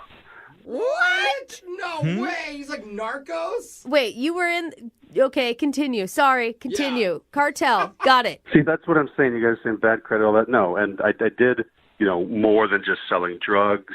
If I hadn't escaped, I'd be dead. Like, it just... Escaped?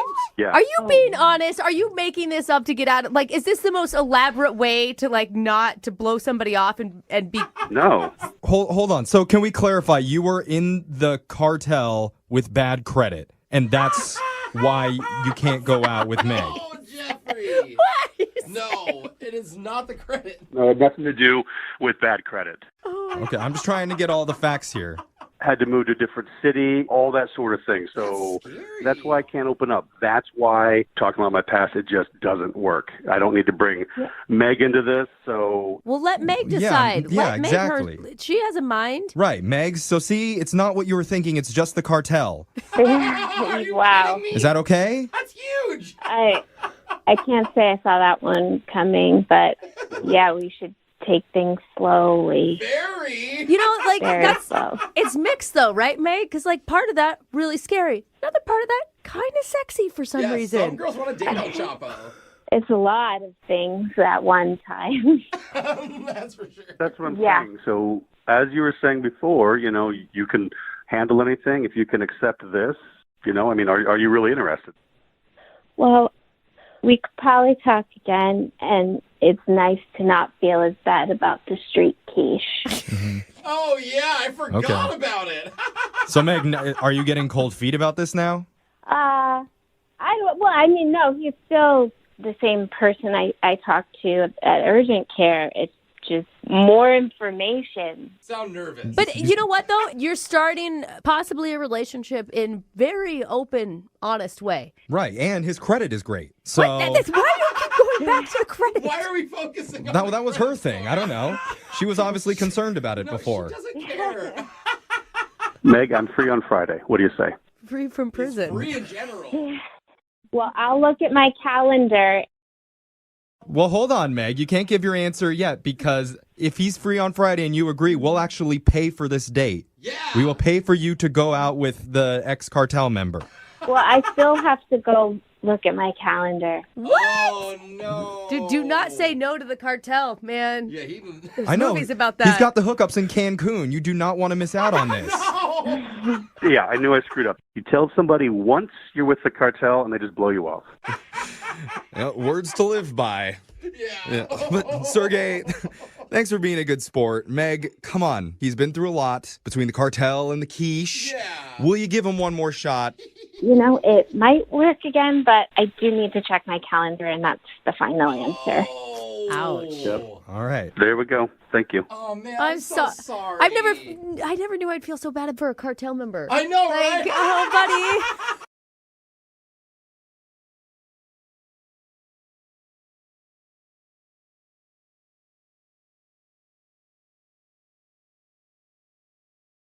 Do you think landscapers are good at manscaping?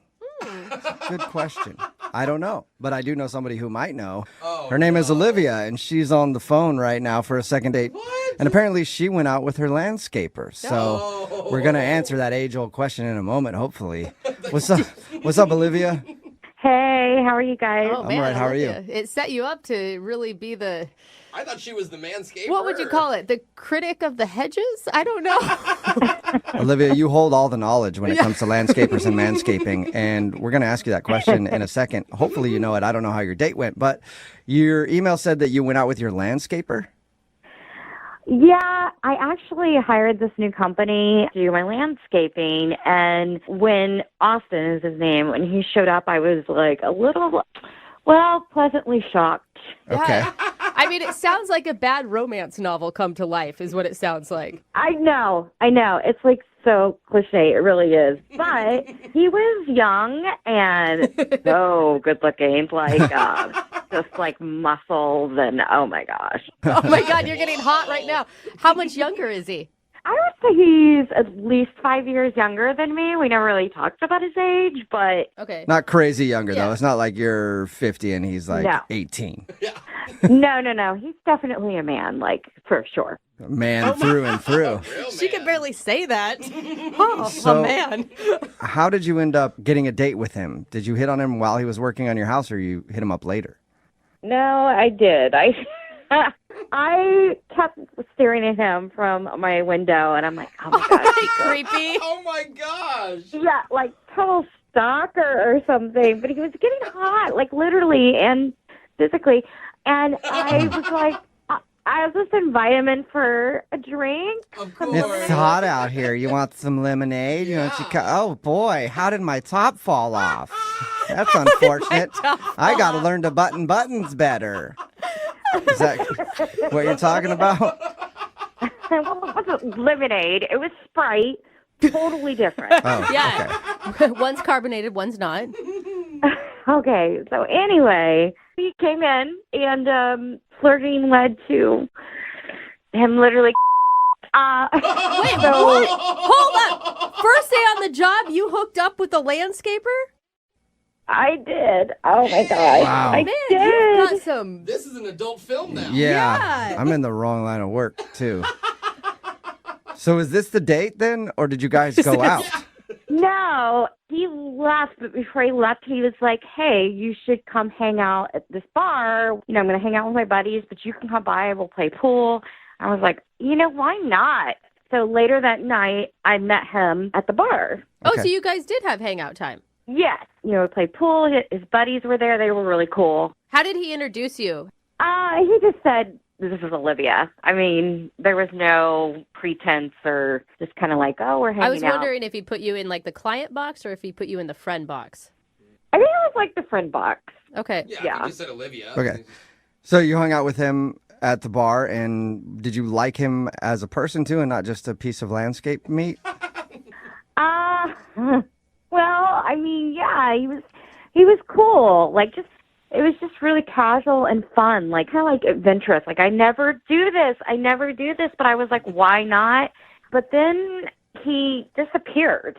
Like, we're having fun, couple drinks in, buddies were really cool, like I said, but I was like, where did he go? Like, where's Austin? And they had like, I don't know.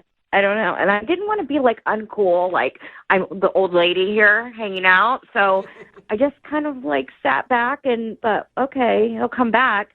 Half an hour later, no sign of him. I have no idea where he went. So he just ditched out? Did you text him? So I texted him and nothing. Nothing. You haven't heard anything from him since then? No. So wait, why are we calling him though? Because I feel like you should just chalk this up to like, awesome, lived out a fantasy, let's move on with life. I kind of want to do it. I don't know. You want more. You want more of Austin. That's fine. That's understandable. Yeah. Why not just book a regular, like, Tuesday for Austin to come by your house and do the art and you? Oh, my God. I totally thought about that. But I'm like, that's just embarrassing. Like, no, I can't. Yeah, no. That's desperate. Okay. That's creepy. Yeah. You're like Right. paying him now? Yeah, exactly. Can you just come hang out in my yard so I can stare at you through the window? Do you have any idea why he would have ditched you? No, I think something's happened, and maybe he's embarrassed, or I don't know. Okay, well, we'll play a song, come back, and then get your second date or ditch. Okay. Oh, my, would you look at that? My shrubbery is getting long. And there are just leaves piled throughout this yard. Oh, Why, I wish I could get someone to come over here and blow those leaves out and maybe trim my shrubbery. Did somebody call the landscaper? Sorry if my leaf blower was a little too loud there, ma'am. Oh, my, well, you did startle me with it.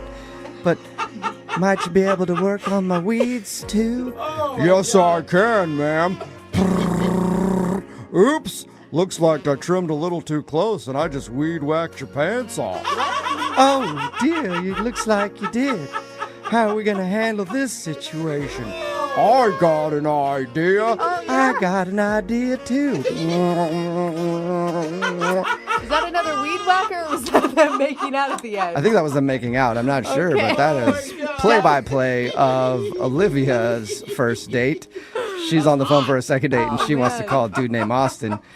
Austin is a landscaper. He showed up to work on her yard, and she had very lustful eyes Oh, man. and invited him in for soda, and then they hooked up. They also made plans to go out later that night to a bar, and she showed up to the bar. He was there with his friends, but at a certain point, he just disappeared, and she hasn't heard a word from him. So we're about to get him on the phone and find out what happened. You ready to go, Olivia? I'm ready. Oh, God. my. Yeah, after that reenactment, she's got to be ready. It's like you lived it all over again, didn't you, Olivia? Yeah, a little bit. What's the worst possible scenario right now? They didn't like me, he just was like, just changed his mind. Yeah, maybe he thought it was cool when you guys hooked up, and then he had to hang out with you at the bar, and maybe he just didn't click with you. Yeah, but that's so low to just leave. I hate that. All right, well, let's find out. I'm going to call him right now and see if we can get your answer. Here we go.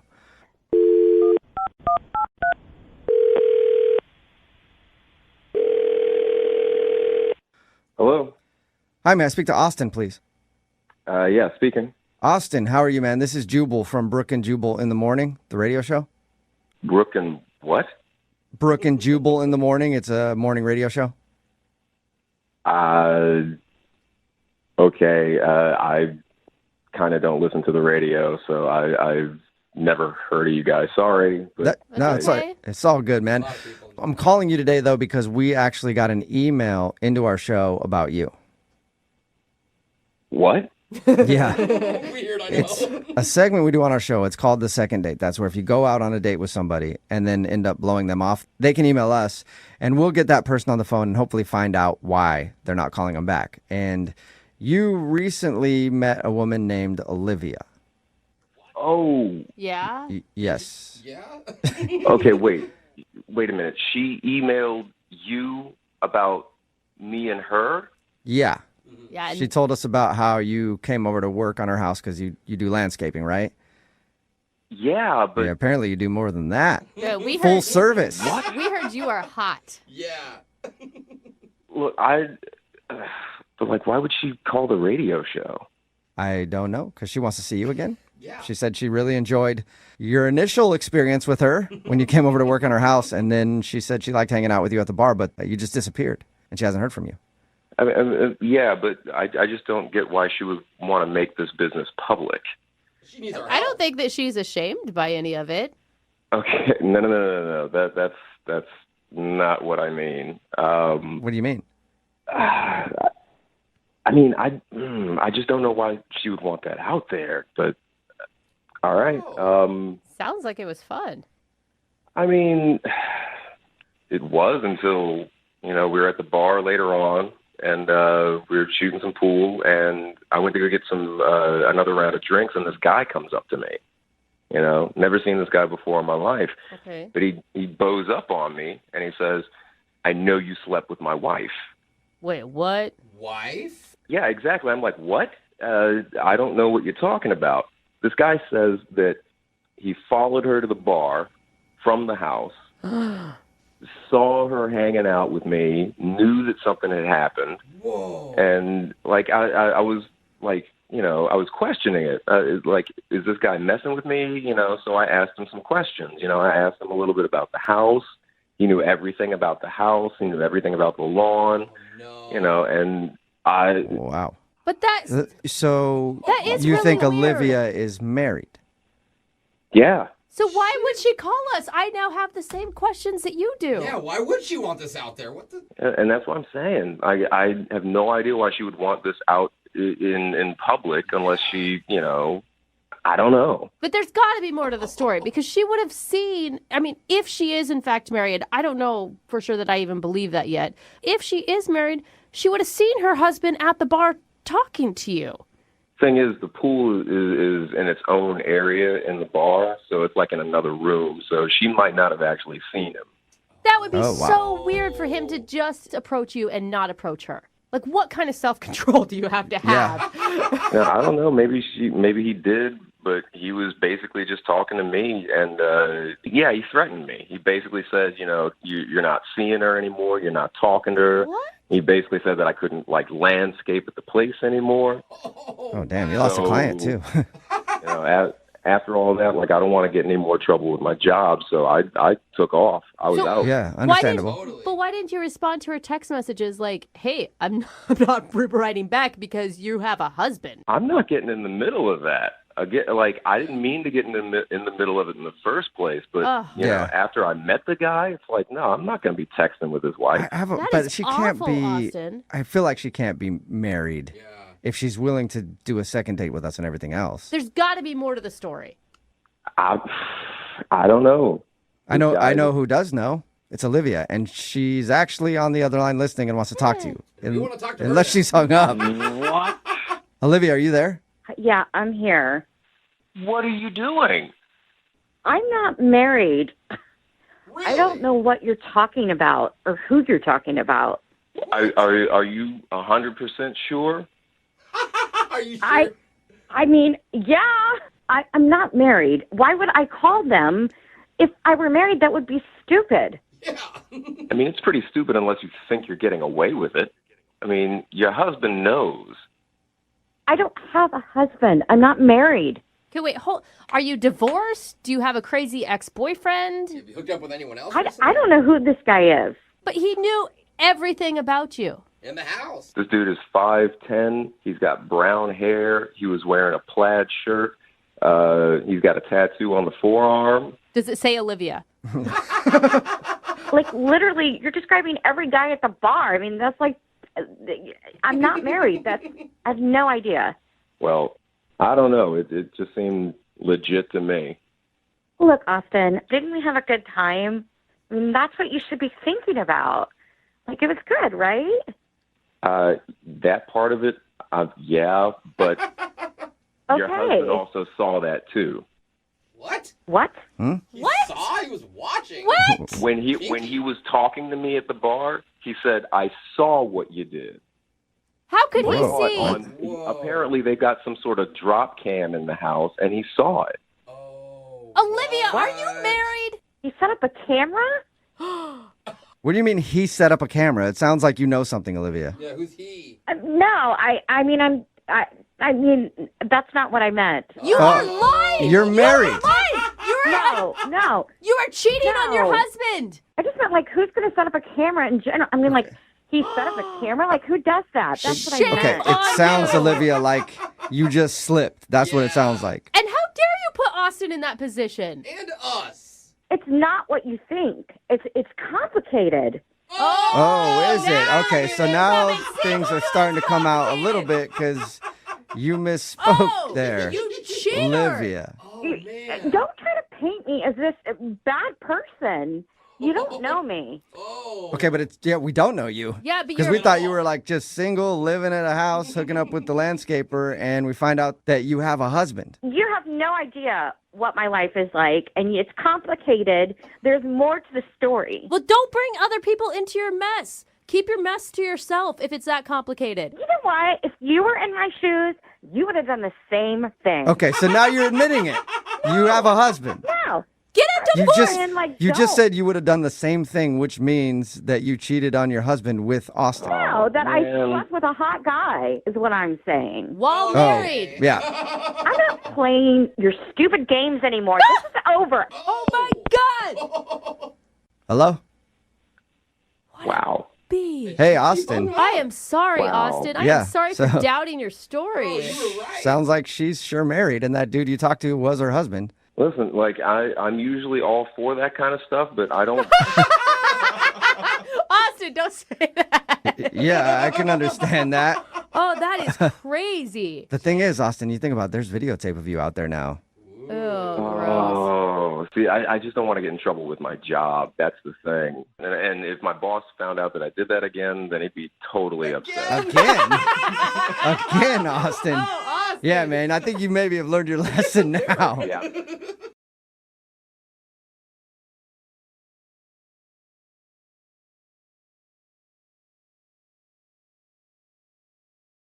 Need LASIK? Trust the experienced team at the LASIK Center at Evergreen Eye Center. No glasses, no contacts, no limits. What will you do?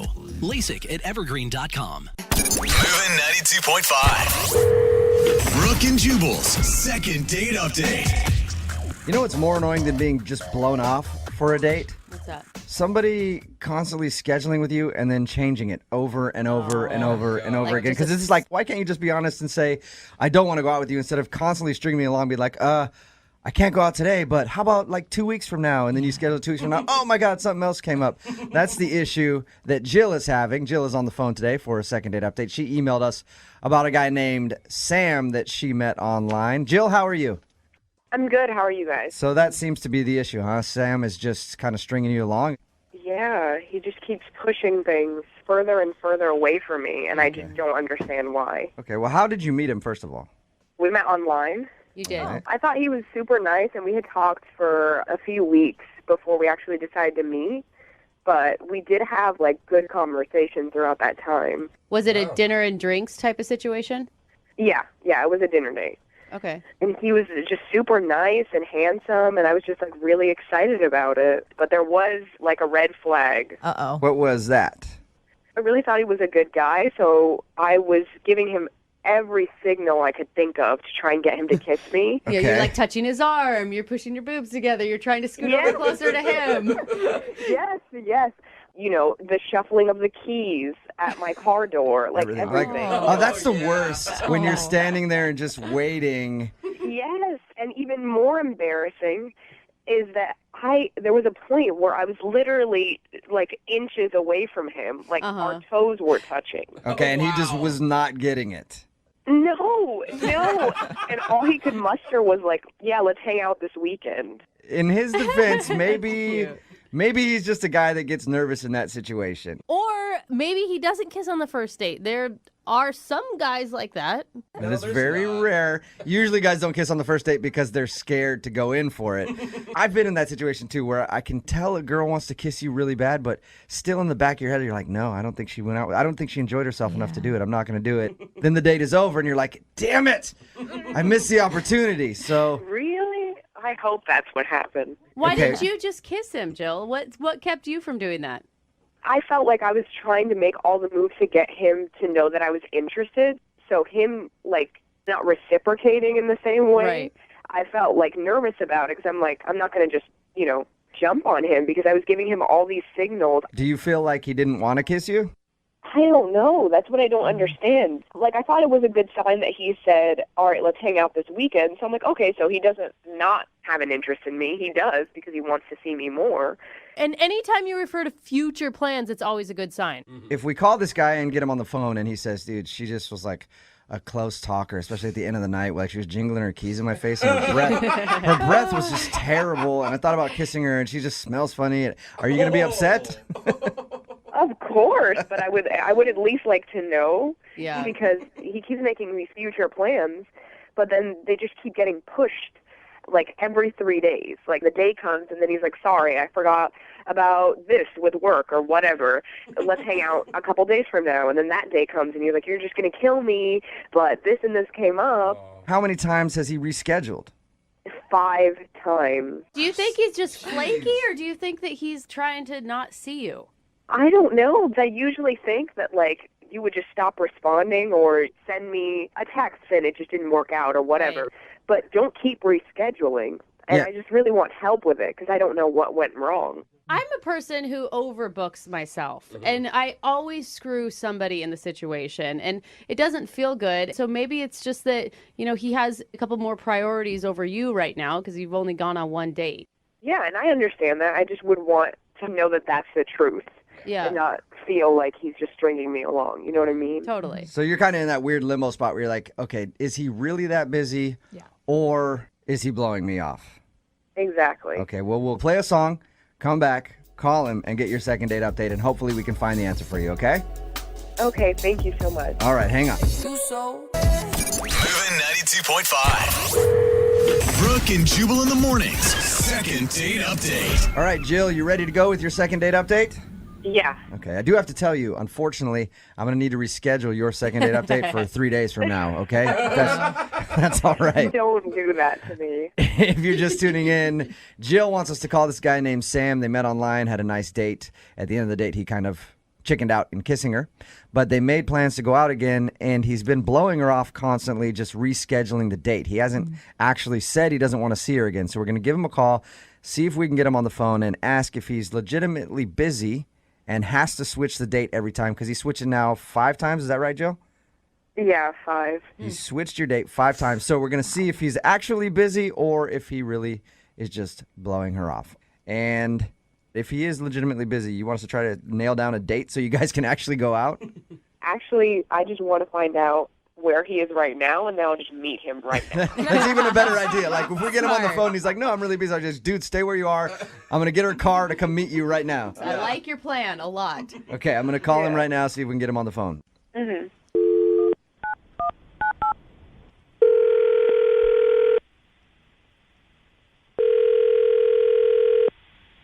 Hello? Hey, is Sam there? Yeah, this is he. Sam, how are you? This is Jubal from Brooke and Jubal in the morning. Okay, hey. Are you familiar with our show at all? I mean, kind of. Okay. Well, I'm calling you because I have something to ask you about. You recently went out with a girl named Jill who listens to our show. Yeah, I did. Okay, and How'd you guys- Jill emailed us and told us a little bit about meeting you, told us about your date, said that she liked you a lot.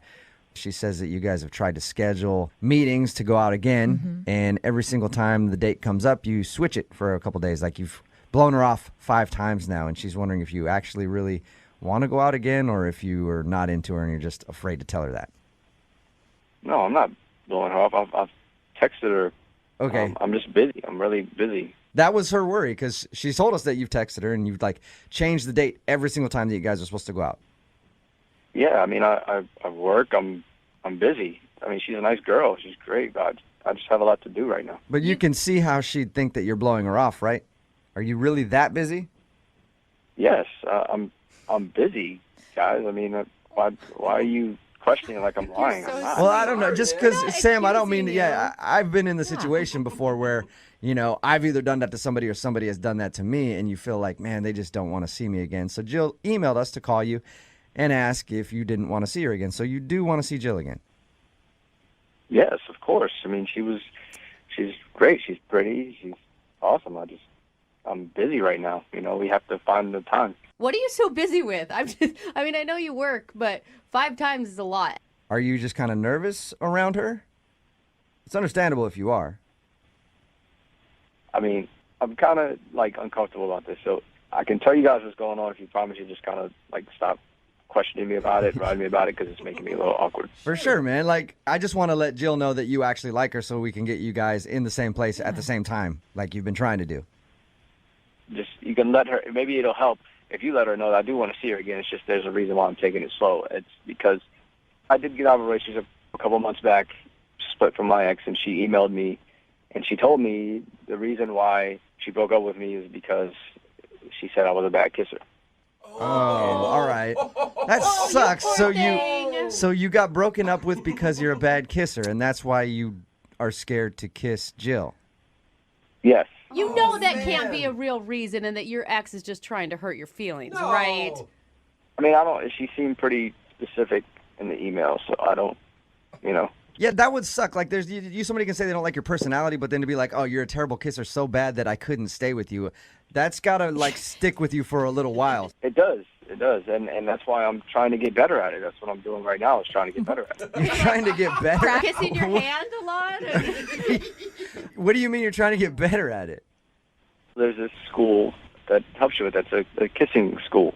No. Are you being real? Yes, that's why I've been kind of pushing the dates back, because I've been busy going to school. They have, like, workshops. You're kidding me. Wait, you're paying? Sam, you're going to a kissing school?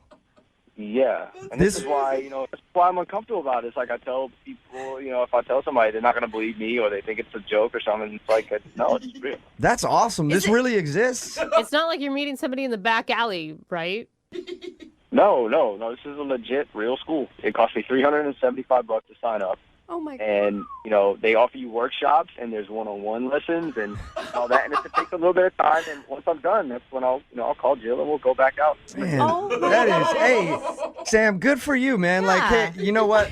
Thank you for sharing that with us. I appreciate it. I know, like you said, you feel embarrassed about that, but if you feel like you were a bad kisser and you didn't want to kiss her, I would think that a girl would be flattered by the fact that you just paid $375 to go get classes to learn how to kiss her right.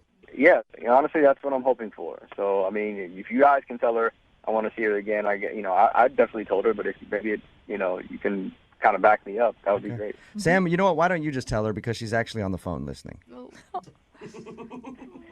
Oh, wait, what? Jill just listened to our conversation. Oh, I had no idea that was the reason. What's going on here? It's called a second date update. We do it on our show where we call somebody who went on a date with one of our listeners and they think they're being blown off, and we ask them what happened. We have that person listen on the other line to see if we can get an answer. And Jill just heard you say that you're going to a kissing school, so hopefully you can kiss her better if you guys ever go out again. Please tell me this is like make-believe and joke. It's not make-believe. Oh, you poor baby. I'm so sorry you had to go through that. This is really embarrassing for me. I screwed up somewhere in the past. Obviously, I'm just trying to fix it so I don't do it again with you. And yeah. Sam, you make it sound like you're like a drug addict who had a problem and then fell. You just were told by an ex that you don't kiss that well. It's not like a problem you had in your past. I think you're gonna be okay, man. Kissing rehab? Yeah. I mean, I actually think it's really cool that you're trying to look into it and make yourself feel more confident about it, and you don't even have to worry about it. I'm not going to pressure you or anything. Oh my gosh. That's awesome. But I mean, that's the thing. I enjoyed our time. I really do like you, Jill. I enjoyed going out with you, and I don't want to ruin it by, being a bad kisser, because it's like she thought I was bad, and if you think I'm bad, and you don't want to go out with me anymore, it's like, No. I understand why there would be a fear there, but it can't be so bad that I would just not. Sam, it would find it hard to believe that you're that bad of a kisser. Yeah. That Jill's going to kiss you one time after she already likes you from your first date, and then she's just going to go running for the hills. Like, oh my God, that was terrible. Yeah, maybe. I doubt that you're that bad of a kisser. I thought I wasn't that bad before, but clearly someone broke up with me. Well, you got to be way better now. It's sometimes it's just that two people's chemistry doesn't work well together, and maybe it was just you and your ex. Kissing with a different person is different every time. I mean, and think of all the cool stuff you've learned. Yeah, I mean, the classes have been good, and I really feel more comfortable doing it. I just want it to be, perfect. I mean, they say the first kiss is always like that, the big thing. Sam, I have an idea. Why don't you save the rest of your $375 and we just go out on dates and then we can practice? All right. Oh, that's a good idea, Jill. Sam, would you like to go out with Jill again on a second date? We will pay for it. Of course. I mean, yeah, absolutely. Okay. But and before your classes are done at the kissing school, I want you guys to go out soon. Okay, yeah, I can do that. I mean, I would rather practice with her than spend money. Yeah, there you go. Extra credit, Sam. So you'll go out with Jill again. Absolutely, I want to. Jill, I'm assuming you want to be his kissing coach from this point on. Oh, of course. All right, well, congratulations then, you guys. Jill, you got your second date. We'll send you guys out again. Yay. All right. And if before you guys get more intimate and he suddenly disappears, he's like, I was going to a sex school trying to figure out how I would not recommend another date after that, okay? Brooke and Jubal in the morning. Text in at 78592 says, that's so sweet. I almost cried. Really? Aww. Enjoy the kissing classes, cutie pies, is what it says. It's Brooke and Jubal in the morning. And we're talking about the second date update. If you missed it, Jill went out with a dude named Scott once. And after that date, he kept being kind of elusive and postponing the second meetup. In fact, he rescheduled 5 different times. And Jill thought, of course, she was being blown off and couldn't figure out why, because they had such a great time. And we got Scott on the phone, and he revealed that the reason that he kept promising a date and then changing it is because he enrolled himself in a kissing class to improve his kissing skills. Wow. He said he had an ex who recently said the reason she dumped him is because he's a horrible kisser, so he's trying to fix that. I just have so many questions about these kissing schools. I know, I didn't know they existed at all. Interesting. Jill thought the reason was endearing and cute, and of course wanted to go out with him again if he learns to be a better kisser. Yeah. I wonder how bad he really was, too. I know. I mean, where you God. literally have to pay to Yeah, have someone exactly. teach you? That's pretty bad. Just keep doing it, man. You'll get better, I think. I mean- We've all done. Well, I don't know. I've had a couple boyfriends, and Yeah. I'm like, that's not ever going to improve. There's some people who never get Yeah. better at it True. at That's all. true. So they're going to go out again. Remember, if you want a second date update, all you have to do is email the show, and we will call the person who didn't call you back. Move at 92.5.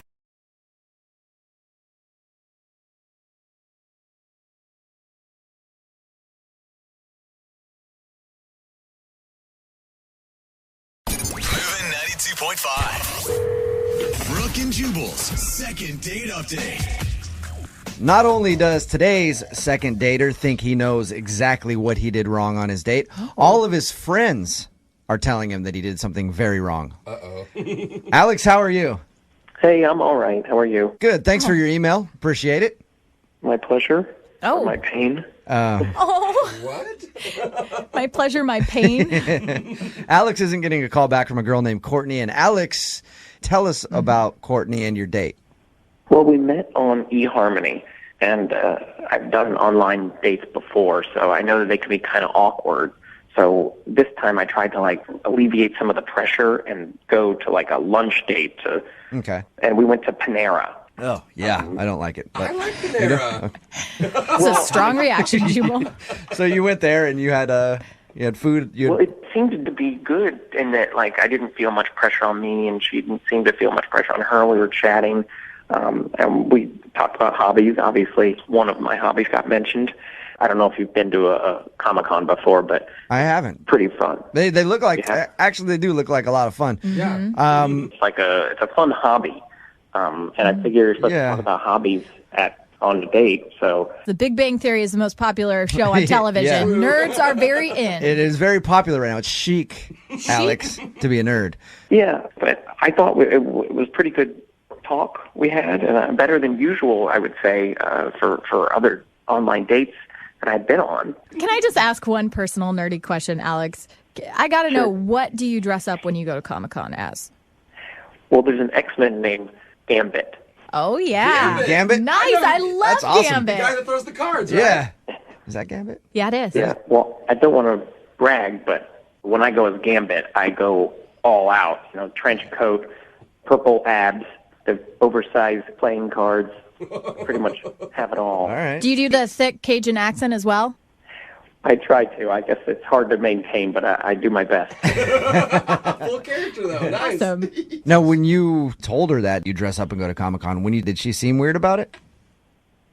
I don't think she did. I think she, if anything, I guess maybe I'm having difficulty reading her, and that's why she's not writing or calling back. But I thought it was just like a regular conversation topic. It's just that when I mentioned it to my friends, they're like, "Oh, that's the problem." When you ended the date with her, was everything good? Did it seem like there would be a second date?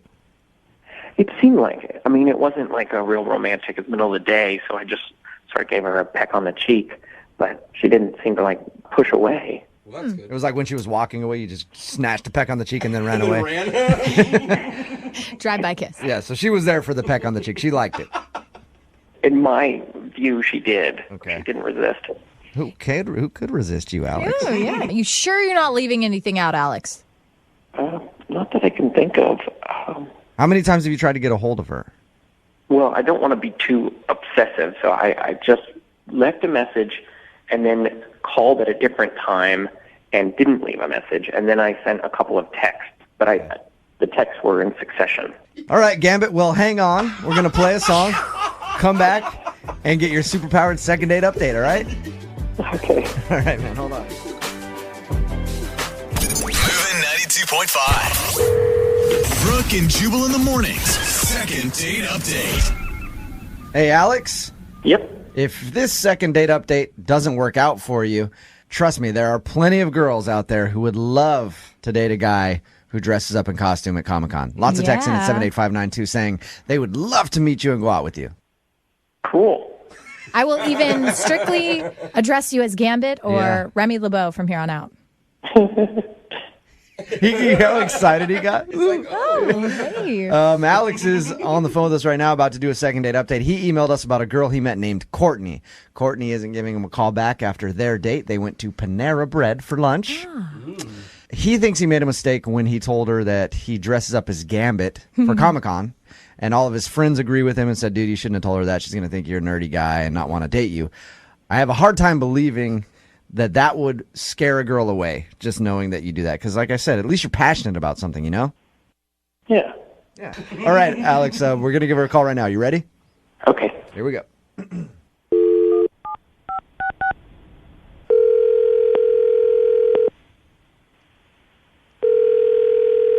Hello? Hi, can I speak to Courtney, please? Hi, this is Courtney. Hey, Courtney, how are you? This is Jubal from Brooke and Jubal in the Morning on Moving 92.5. Sorry? This is Jubal from Brooke and Jubal in the Morning on the radio station Moving 92.5. You got a second? Sorry, what's this about? I don't know. Do you listen to the show at all, Courtney? Have you heard the second date update before? Yes, sometimes. Sometimes, okay. You recently went out on a date with one of our listeners who wants to do a second date update on you. Oh, geez. Okay. His name is Alex. Yeah. Yeah. Have you been on many dates other than with Alex lately? Not really, but... Did you like Alex? Did you enjoy your date? Oh, well, he's really nice. This is really weird. This is really strange. Courtney, let me ask you a question. Alex talked to us, and he shared with us that he thinks the fact that he told you that he dresses up for Comic-Con might have been a turnoff for you. Oh, he is... I don't know. I didn't really know what it was, and he was trying to tell me about it, and I went home and I just Googled it because I didn't really know what he was talking about. Uh-huh. And it's like grown adult people like, dressing in costumes. Yeah. I mean, I'm sure that's fun for some people, but it was like really strange. Like he like let off with that. Like, by the way, I'm really into Comic-Con, and I don't know. He was showing me this costume of somebody like I've literally never heard of, and it's just the strangest thing in the world. Okay, so that was it then. He's like just too into Comic-Con and comic books and dressing up as characters for you? Well, that's mean to say like that's it. Like, you know, if one hobby, like no, thank you. I mean, right? So you just didn't like him? No. I like him. I totally think he's like really sweet. I really don't want to say anything bad about him, like especially on the radio, you know? Do you have bad things to say? No. I don't want to say something that's not nice. Well, if it's not that bad, he's the one that wants to know anyway. So you're kind of doing him a favor by letting him know if he screwed up on the date in some way. Yeah. I mean, he didn't do anything, like, he didn't screw up. He wasn't mean to me. Well, what was it, though, that turned you off? Well, I mean, it was awkward. He shows up, like, we went just for, like, a quick lunch, like, totally informal. He told me Panera Bread. Hey. You lucky lady. 5-star. Yeah, Panera. It was, I don't know, it's like a neutral location in the middle of the day, right? So, but he like shows up, and I feel really bad that I just laughed about this, but he's wearing these like denim shorts that I haven't seen since like since I was like a kid. He's wearing like little denim jean shorts? No, they weren't like little. Do you remember those like Jenko shorts from like early 90s? Like, oh yeah. It was awful. It was so funny, and I just was like, I was a little surprised. I'm a terrible person for laughing at for that. making fun of his fashion. No, I don't know. He just seemed kind of, I don't know, like he didn't have to work that hard to impress me. Like, I just feel like he was trying to put on this like macho-y kind of thing, and he was trying to be macho? I don't know, he was just saying like weird stuff. Like he kept making jokes, and I was laughing at some of them, but like he was laughing really hard at some, like, you know, just like over and over, and I don't know, just the laughing and the comments were just too much. Like, what comments would he make? I'm just curious because I want it for my own mental picture. He kept talking about like his work and stuff, and then every time he would like talk about somebody doing something stupid, he'd be like, "Oh yeah, like bitches be crazy," and I'm staring at this guy going, like, "Why are you saying that?" So he tags his joke with "bitches be crazy." Oh, that's awesome. It was a little weird. I didn't expect him to talk like that. See, now I'm picturing him just cracking up in front of a bread bowl full of chili at Panera Bread. Just bitches be crazy, right? This date is going awesome. Hey, Courtney. Yeah. Alex is actually on the other line. Are you serious? Listening to this phone call. Hey, Courtney. Oh my God. So, Oh my God. I'm so sorry. I just said that. well, I didn't know you didn't, you didn't, you just, I didn't think the jean shorts were that bad. It's just not sexy. You know? I mean, I don't have like the best fashion sense, but it doesn't really matter. As a guy who's into fashion, Alex, sometimes I wear some things that people don't understand either. You just got to go with it and be yourself. Wear it with confidence. So you wear those jean shorts whenever you want to. That's all it's about. I mean, I think Macklemore had a whole song about it. Wear whatever you want. Yeah, no, those jean shorts can never see the light of day again. Oh, come on. They were that bad, huh? Come on, Courtney. It's so sweet, but they're that bad. So Courtney, Alex didn't necessarily do anything wrong. He just isn't attractive to you because he dresses funny and he laughs at his own jokes and he has a catchphrase that he uses, "Bitches be crazy," after everything. I don't always use that. It was relevant at the time. How many times did you say it, Alex? Do you remember? I don't even remember saying it, but I mean, I guess I might have said it. I've said it before, I suppose. It's like about 4 times. Hashtag, you know? It's like a hashtag. That's a verbal hashtag. Courtney, I liked you. Maybe I was nervous because I thought we had a connection. I thought you liked me back, too. Oh. Courtney, is there any way that I could convince you to go out with Alex again, give him one more shot? Yeah, he's a great guy. He sounds like a nice guy. He just can't dress very well. Yeah. And we can get him to lay off the "bitches be crazy" line, even though I like it. Yeah. Will you go out with him again? We will pay for a second date. You know, I feel so bad that I just said all that stuff. Alex, you're such a great guy. I just don't think I'm the girl for you. I just didn't really click with a lot of the jokes, and, you know, I don't really understand all the, sci-fi references, and I'm really sorry. Oh, man. Alex, you need a girl who's a little more your speed. Someone who's into jean shorts, Panera Bread, and great one-liners. Well, bitches be crazy. Yeah! Alex, there you go. Never change, man. Never change. Brooke and Jubal in the morning.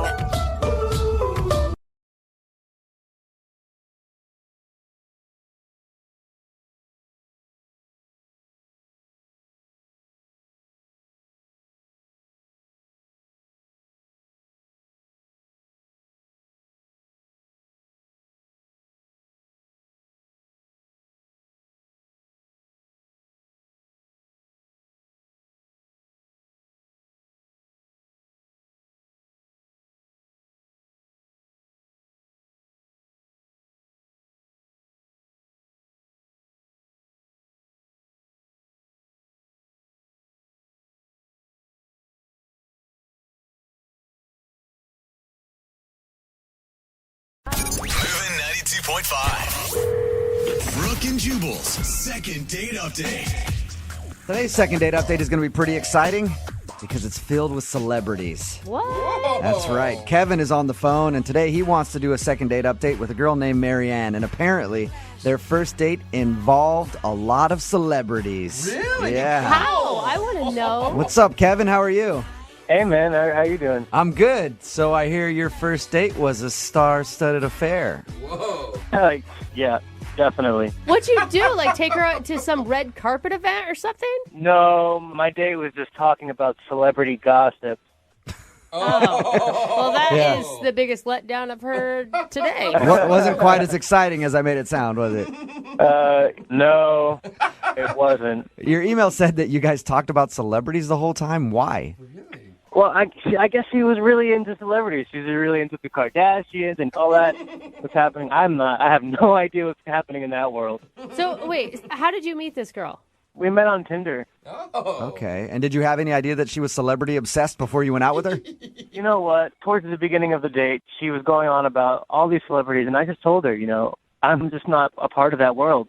And 5 minutes later, I'm like, Kim Kardashian did what? It is addictive, I will say. As someone who does a lot of celebrity gossip, man. Your first date with Marianne was just you two gabbing about celebs? It's definitely something I never thought I'd end up doing, but it's kind of fun, We went on for 2 hours, and I just went on because I didn't know any of that, so I was asking her who's married to who's dating who. I was writing a map on my napkin trying to pick up the dots. So, do you want to do a second date update to go out with her again, or you just need some more celebrity gossip? Just another fix. No, I wouldn't mind another celebrity update because it's been a couple of days now, but I definitely want to go on a date with her again too. Why do you want to go on another date? What did you like about her so much, other than the celebrity stuff? You know, as much as she could talk, she just never stopped smiling. And I thought that was so great. That is one of the sweetest things I think that anybody's ever said on a second date update. What did the night end like? Well, I wanted to take her back to my place so I could get on her. What? What happened to you? Just a second ago, you were melting my heart. Yeah, I know. I liked her smile a lot, and I was hoping I'd get her back to my place so I could just jump on her back right as we walked in the door. I was just being honest with you. That's what I wanted to do with it. Oh, my gosh. So much honesty there. What did you guys do? So you went out to eat, or where were you when you were talking about all the celebrity stuff? Yeah, we went out to eat, and, after we ate, I asked her, let's go back to my place. Yeah. And she said, yeah. So we went back to my place, and we were hanging out, watching a movie, Netflix and chill. And I said, I'm going to go change in my room. I'll be right back. I come back, and she's gone. Wait, you pulled the I'm going to change into something more comfortable line? Well, I was dressed up for the occasion, so I wanted to relax and kick back and dress in more comfortable clothes, and encourage her to do the same thing. I'm not that she would change it. Hopefully she would. Hopefully just get out of the clothes that she was wearing. That's all you wanted. Yeah. And then when you walked back out, she was nowhere to be found? She was literally gone. And the front door was wide open. Oh, my God, she was kidnapped. Do you have any idea why she would just jet like that? I have no clue. Maybe she didn't like the movie. It was so bad that she ran out of your place, Yeah, what movie? leaving the door open and ran down the street. Is there any chance that maybe, in the couple moments by herself, she was able to rethink the situation and realize she didn't want to hook up with you? I mean, I don't know. It seems like a pretty weird thing to do, to just leave. Did you, obviously you tried to reach out to her. Yeah, I mean, as soon as she was gone, I texted her a few times, like, where did you go? And I just got nothing back. Nothing. Not one text message. Literally nothing. It's not a good feeling. It's like this date didn't even exist. Yeah, I mean, that's kind of how I feel. It was really weird. Like, no one would know that I went on a date with her and she was gone, and what am I going to tell my friends? Maybe she was a little celebrity gossip angel that just dropped out of heaven that night to share some updates with you and then leave. Open up the gossip world for me. All right, well, we'll play a song, come back, call her, and hopefully find out why she just split from your place that night. And if I might add, I'd like to get a second date with her so I could get on her. Well, we'll do our best to help you get on her, okay, bud? Hang on. All right, thanks, man. Moving 92.5. Brooke and Jubal in the mornings. Second date update. Right in the middle of a second date update, and if you're just joining us, Kevin is on the phone, and today he wants to call a girl named Mary Ann. All Kevin wanted from the date was to, quote, get on her. But God, that hurts my when soul. they went back to his place after hanging out at a bar, talking about celebrity gossip and whatever, there was a moment when he said, I'm going to go slip into something a little more comfortable. Well, he went to go slip into whatever that comforting thing was, and then when he came back, she was gone, and the door was still left open. So she just ran out of his place. He tried texting her, tried calling her, and has gotten no response. So it's a mystery. Where did Mary Ann go, and will Kevin ever be able to get on her? Kevin? Oh, my God. I mean, I just don't get it. Even if something happened, even if, there was an emergency or something. Did you with the ever movie, say to her, like, hey, I'm going to go slip into something more comfortable, and then I'm going to get on you? I mean, I didn't say the second part. Okay.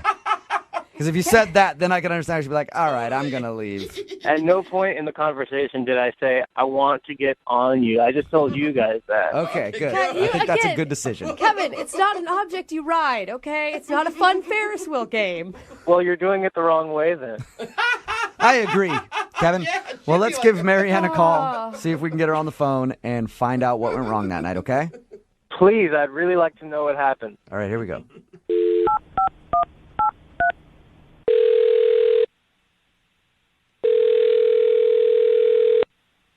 Hello? Hi, I was looking to speak with Mary Ann. That's me. Hey, Mary Ann, how are you? My name is Jubal, and I host a radio show called Brooke and Jubal in the morning. Oh, okay. What's up? What's up? Not much. Hey, Marianne. How are you doing today? Oh, hi. Hi, I'm doing well. A little confused, but cool. Any idea why I'm calling you? I'm really hoping I won a big prize. You might have won a big prize. Yeah. I don't really know how tall he is or how much he weighs. He could be big. I have no idea. What does that mean? That means that one of our listeners emailed us because they want to do a second date update with you. What? Do you know what that is? Have you heard the second date update before? I've heard it sometimes on my commute. Okay. I'm now trying to think, who's I on a date with? Well, his name is Kevin. Oh. Rings a bell, it sounds like. Yeah, it does. Well, we just talked to Kevin, and he told us that you guys met on Tinder and went out for drinks, spent a lot of time talking celebrity gossip and stuff, and then went back to his place. Oh, wow. Okay, you guys know all of that. Yeah, we do. We also know that at one moment he went to go change, and then you just left. Yes, I did. I did do that. Okay. He said that you left in such a hurry that you didn't even bother to shut the door. Yeah, I got out of there as quick as I could. Whoa. Do you mind telling us why? I don't know. It feels weird to air his dirty laundry, Dude. Yeah, but he wants his dirty laundry aired. That's the whole reason he emailed us. Yeah. But it's not going to be great for him, really. I don't know if he knows what he's asking for. I feel Well, like he's it's a prepared. public service at this point. If you had to leave a man's place that quickly, he needs to know. So you guys are sure? Yes. Yes, we're and positive. I'm dying Yeah, so to know, is he. so you have to tell us. You really want to know? Yes. Okay. So you guys basically know the whole date, right? Yeah, unless there's anything he hasn't told us. Okay.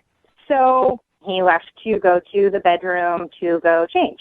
Yes. Yeah. Well, he was kind of in there for a while, and I got kind of bored, so I thought, I'll surprise him in the bedroom, I thought, that would be fun. Nice. Okay.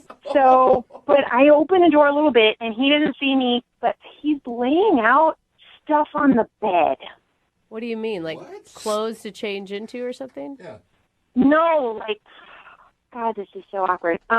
Like stuff that he didn't clear with me before. Stuff that he didn't clear. Like, Can you wait. just tell us, don't what know. stuff?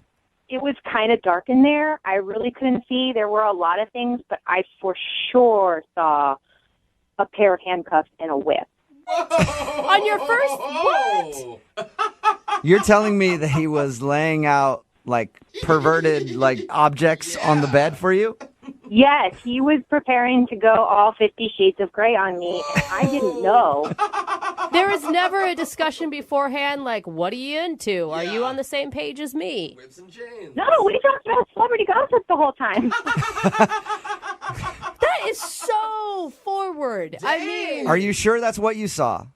I'm 99% sure, and that's why I was scared, and that's why I had to leave. I Normally don't blame you. ease into the handcuffs and whips, Yeah, that's more of a relationship thing once things get stale or something. Or a second date, Whatever you guys are, at least you talk about it before you just bring it out. That's the point. Yeah, I know. I mean, he could have at least picked a movie choice to go with it, but, it freaked me out, so I left. Okay. So you think he's a pervert and you don't want to talk to him. I mean, I don't want to shame anyone for their sexual preferences, but I don't want to, I got scared. I left. I don't want to talk to him. Okay, well, that's a shame because Kevin's actually on the other line listening and really wants to talk to you right now. No. Yep. Kevin? Oh. Hey, Marianne. Whoa. Oh, my God. I can't believe you're on the phone. Well, there's no other way to get in contact with you, but now I realize why you haven't. Oh my God, I can't listen to him without being kind of creeped out now, Kevin. Okay, give me a chance, though. Give me a chance. I'm sorry. You weren't supposed to see that, and it was just a precaution. I didn't know that if you were 100% down with it, but I just wanted to be ready, A precaution? Yeah, Kevin, what's your plan there? Like you start making out with her, and then you handcuffs. Yeah. You know. It takes you 5 minutes, and you know what's needed, and I can do it all. I can do it all. So you're a pleaser then, Kevin, is what you're trying to say. I'm a what? Pleaser? Yeah. That's all I was trying to do. If that was something that she was into, I would have had her. If it was the opposite, then I would have had her. Oh my gosh. I would have had you, Marianne. I would have held you if you wanted to be held, and I would have whipped you if you wanted to be whipped. Wow. This is really freaking me out. I'm really glad I ran out of the room. Well, for the record, those handcuffs you saw, they weren't for you. They were for me. That doesn't make it better. That doesn't make it look weird. Kevin, can you really not see how this is maybe a little too much the first time you meet somebody? I mean, I can definitely see how it could be too much if it's not your type of thing. But, you know, if it's not your type of thing, then I wouldn't have presented it to you. But I don't know who you are. It's my type of thing. Everything you say, Kevin, just gets creepier and creepier. How do you do it? I'm impressed. I'm not trying to be creepy. I'm just trying to be real with you. I'm an honest person. That's me. At heart. Yeah, maybe a little too honest, Kevin. I'll ask the question, though. Marianne, would you like to go out on a second date with Kevin? We will pay for it. No. The handcuffs are not in my future, and they shouldn't be in his. Marianne, that's a shame because I can do lots of things. You saw one part of me, and I can give you more. And I really like your smile, and I really like to see you again. Creepy. No, you freaked me out beyond all repair. I am freaked out. Oh. All right. Well, Marianne, if you ever do come around to see the joy of whips and handcuffs, I'll be here. Whoa. Thank you very much. If I change my mind, sure, I'll do that. But nope, I don't think I will. All right. Well, Kevin, I'm sorry you didn't get a second date. Yeah, well, at least I know now why she left. Yes. I won't do that again. And I think you've ruined the dating game for every Kevin on Tinder ever after this. Maybe I helped it. Maybe we know now. Maybe. Brooke and Jubal in the morning. Got a text in at 78592 says, I don't know why that girl won't go out with him again. I would love to go out with that guy. Talking about today's second date update. If you missed it, Kevin wanted to call a girl named Marianne who wasn't calling him back after their date. When we got her on the phone, we found out why. It's because they met on Tinder and they were messing around on the couch, and she was actually ready to hook up with him. He's like, I'm going to go to the bedroom real quick, get a little more comfortable. And she was going to go surprise him in the bedroom. And then when she went to the bedroom, she saw him laying out like whips and handcuffs and everything else. And then she wasn't interested all of a sudden, like, wait, that's a little bit too early. Yeah. You shouldn't even assume people like sushi, for instance, on a first date, let alone whips. And the whole time she was telling the story, you know what I was thinking? That's a perfect opportunity for her to get on the phone with my friends at advocateslaw.com. Oh, my God. Let's say you're over at a friend's house and they pull out a whip and whip you. Yeah. And you don't like it. It hurts a little too much. Maybe they're a little too rough with the handcuffs. Well, you can call my friends at advocateslaw.com. They're personal injury attorneys. They also do auto as well. It's 206-512-3555. They're available 24 hours a day, 7 days a week, and it costs you nothing to talk to an attorney. And you don't pay anything unless you win. And they've gotten over $100 million for their clients. It's advocateslaw.com. But yeah, Kevin jumped the gun there on that a little bit. Yes. He's just, I just want to be prepared in case you liked that. Yeah. There are ways to find out slowly what somebody's into instead of just being like, oh man, she's ready to go. Let's get this thing started. I got to get everything. Has anybody seen my samurai sword? I have to. Who knows if she's going to be into that kind of thing. Patience is definitely key in that whole situation. Yeah. Remember, if you want to do a second date update, all you have to do is email the show and we will call the person who didn't call you back. Moving 92.5.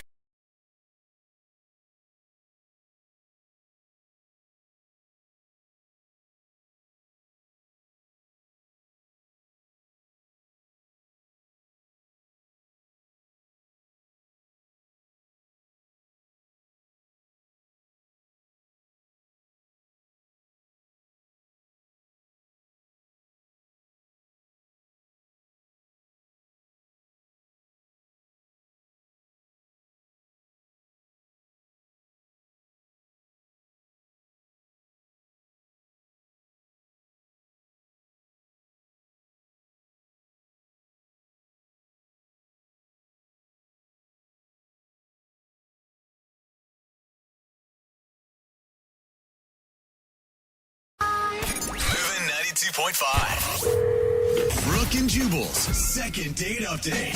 Sometimes when you're out on a date, as a guy, you want to showcase how macho and manly you are, and also how spontaneous you are, and you make decisions on a whim. Yeah. Like the guy on the phone for today's second date update. He originally planned to go to a movie with the girl that he took out, but then he made a boss move. And he was like, it, we're bowling.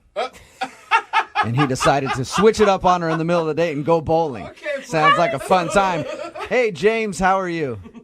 I'm good, Jubal. How you doing? Yeah, nice move. Oh, man. Nice move to switch it up on her from a movie to bowling. Bold. Yeah, I mean, it felt right. It felt right. The date was just going so well, I didn't want the conversation to end, and then when you go see a movie, then you basically have to shut up for an hour and a half. Yeah, makes sense. Okay. It actually is really smart. Always activities, I feel like, are the best way to go for a first date. Yeah, because I read your email and you were like, we were originally supposed to go to a movie and then I switched it up to bowling in the middle of the date.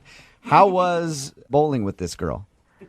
Oh, it was great. She's actually a pretty terrific bowler. So no, I mean it was actually fun to bowl with her, but the conversation just kept going, and it was like really comfortable. Like I don't remember last time it was that easy to talk to a woman. What's her name, by the way? Oh, Danielle. And where'd you meet Danielle? We met online, actually, because I don't date a lot. I'm kind of an indoor person mostly. A hermit? But I mean, I saw her, online, and we just started chatting together for like a week. Is this your first online date, or have you been doing this for a while? No, I mean, I've been tossing the idea around, but I never really committed to it. And then I was like, well, all right, enough of this, I'm not getting any younger, so might as well just jump in, Did she know what a loose cannon she was dealing with? Like, we were like, a guy's just going to switch it up from movie to bowling? Yeah, I'm pretty wild. I don't think she was necessarily ready for that. In your email, you said there was an awkward moment during your date. What happened? Yeah. Well, I mean, at a certain point, the conversation kind of geared towards our childhoods, and I don't know. I was feeling really comfortable, and I just, basically, I told her about how I kissed my cousin this one time when I was a kid. What? What did you just admit to? How did that happen? Well, I mean, no, that's the thing. It wasn't a big deal. It wasn't like, it was just like a mostly friendly thing. Like when you're a kid, you're dumb. You don't. No, I don't mean how did the kiss with your cousin happen. I mean, how did you feel like you should share that with your date? Yeah. I mean, that's the thing. It was so comfortable between the both of us that like we just started talking about our childhoods, and then the next thing I know, I'm telling this embarrassing story about me and my cousin kissing. Did she seem weird about it after you said that? I mean, I don't know. For me, if somebody told me that if they were kids, I'd be like, all right, whatever. It wouldn't bother me. I mean, when I told her, she got real quiet. So then I decided I tried to lighten the mood. And I was like, oh, I'm sure you've done worse. And she was like, no. Yeah, actually, no. I would, I'm from a small town in North Idaho, and those are things you don't joke about. Yeah, what do you think she's going to say? I totally made out with my dad once, don't worry. Yeah. So you feel like that's maybe the reason she's not calling you back? Because you're a cousin kisser? I mean, I have a feeling that's it, because otherwise, after that, it ended, I guess, politely and nicely. I walked her to her car and everything. Ever since then, I've just been trying to text, and I feel like I'm getting the runaround. Is she talking to you at all? I sent her like a couple of texts, and then the second or third one, I can't remember. I was like, "Hey, did you get my other text?" And she was like, "Oh no, sorry, I was out of town. I didn't have like cell coverage, so I didn't get it. I've been traveling a lot, but I can't get a definitive answer out of her for any." It's all the kind of standard blow-off lines. Exactly. Busy, much. out of town, no cell service, phone died, that kind of stuff. Can we clarify one thing, though, real quick? How old were you when you kissed the cousin? I can't get over it. I can't. It's kind of fuzzy at this point. I don't fully remember, but maybe my teens or something. I'm not sure. Maybe my early teens. Okay. See, I don't Into the know. weird line. Well, we'll play a song, come back, call her, and get your second date update, all right? Okay, thanks. Okay, man, hang on. Moving 92.5. Brooke and Jubal in the mornings. Second date update. Today's second date update is a little different from the others because we actually have audio of what happened while they were out on their date. They were bowling, this guy and this girl, and at one point he leaned to her and went, "You know what I like to do? I enjoy a good old make out with my cousin. Yeehaw! Who doesn't like kissing their cousin? I remember back at a family reunion, all my family members were kissing. I leaned over to my cousin and said, "More tongue, please. Give me some more tongue, cousin Jenny." At least that's what I think happened on the date. James is on the phone, and he wants us to call a girl named Danielle today. The awkward part of their date, I guess, and the reason that James thinks he's not getting a call back is because while they were out bowling together, he shared with her that when he was younger, he kissed his cousin. And things were sort of awkward after that. So he's been trying to get a hold of her. She's actually been texting back and forth with him, but she keeps blowing him off, saying that she's busy and everything else. Was that accurate audio of your date, James? I mean, that's artist's license, I guess. Honestly, I think it went a little bit better than that. Okay. I don't think I'm that quite that southern, but otherwise, sure, let's go with that. All right. And do you just want to maybe kind of explain the situation to her? Yeah, I mean, I just want to straighten this out with her, like, except for that one awkward part of the evening. Like, we had great chemistry, and I don't want to throw this away just because, like, there was, like, an awkward anecdote that got told or something. Yeah, it's not like you're still seeing your cousin. No, we've broken things off since then. Yeah. Okay, good. All right, man, I'm going to dial the phone number, see if we can get her on the phone and get your second date update, okay? Thanks, guys.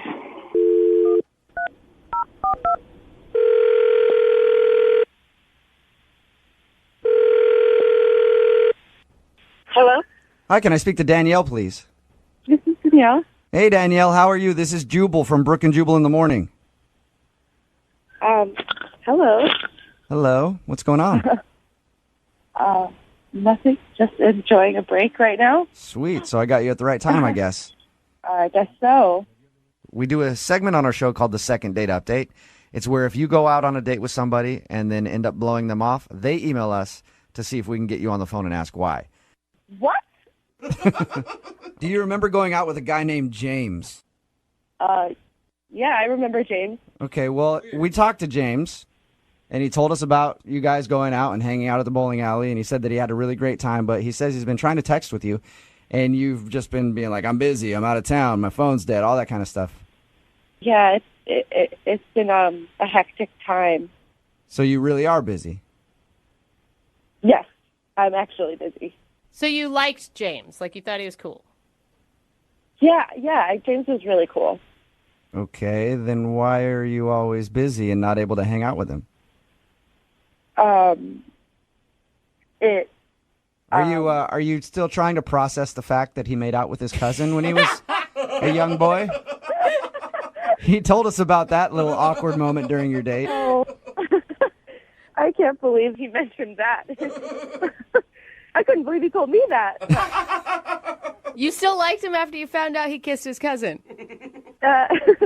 It was a little awkward when he brought it up. And he was really nervous too. But it was all really endearing. And, he's a kid. Yeah, it wasn't like he was saying he was 25 years old. Yeah, he wasn't like his cousin. He went out with his cousin before he went out with me. Right, Yeah, right. oh, dude, I just had coffee with my cousin in a huge makeout sesh. I'm so excited to bowl with you right now. So I don't get it, though, because I'm sorry. Every guy I've ever met, I'm a pretty busy person, but if I like them, you make time for them. Yeah. Totally. I just had a situation, something happened, and I just couldn't see him. I needed some time. You needed some time, or you got like another relationship going on or something? No. Nothing like that? No, nothing like that. Okay, but there's something going on in your life where you can't make time to go out with him. Right. I had a bit of a situation, and I just need some time before I could see him again. Okay, that sounds really shady. I'm just going to be honest. Is it shady? It's not. It's not shady. It's embarrassing. For you? For me, yes. What is it? Now we're dying to know. Yeah, I have to know now. I just need another week, at least, before I see him again. That's all. You need a week. And then, my situation will be done and over. What? It's another relationship. Your divorce is going to be final in a week. Your divorce is going to be final in a week. Is that it? No relationship. None of that. Just a little procedure that I have to have. You're getting fake boobs? No, that would be a nice surprise, though. Yeah, he'd be excited about that. He'd be like, I'll wait a week. That's fine. Like a medical procedure?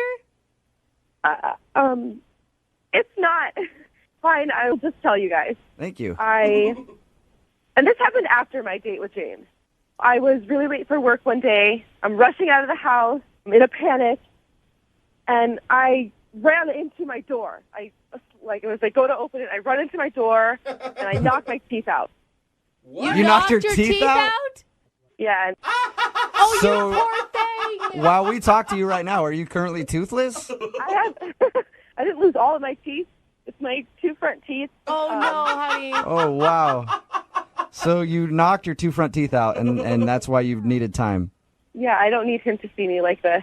I can understand that. If you go out with a girl and she's got a perfectly full set of choppers and you show up and you're like, where'd your 2 front teeth go? Yeah, and it's just not a story I would like to tell over and over again. Hey, he does like kissing cousins. It may be right up his alley. You never know. You know, instead of texting him and telling him, I'm busy, why don't you say, hey, I knocked my front teeth out and I don't really feel like going out on a date until I get those replaced. Well, I went to the dentist immediately, right after it happened. You know, it wasn't the first thing on my mind to let him know that this happened to me.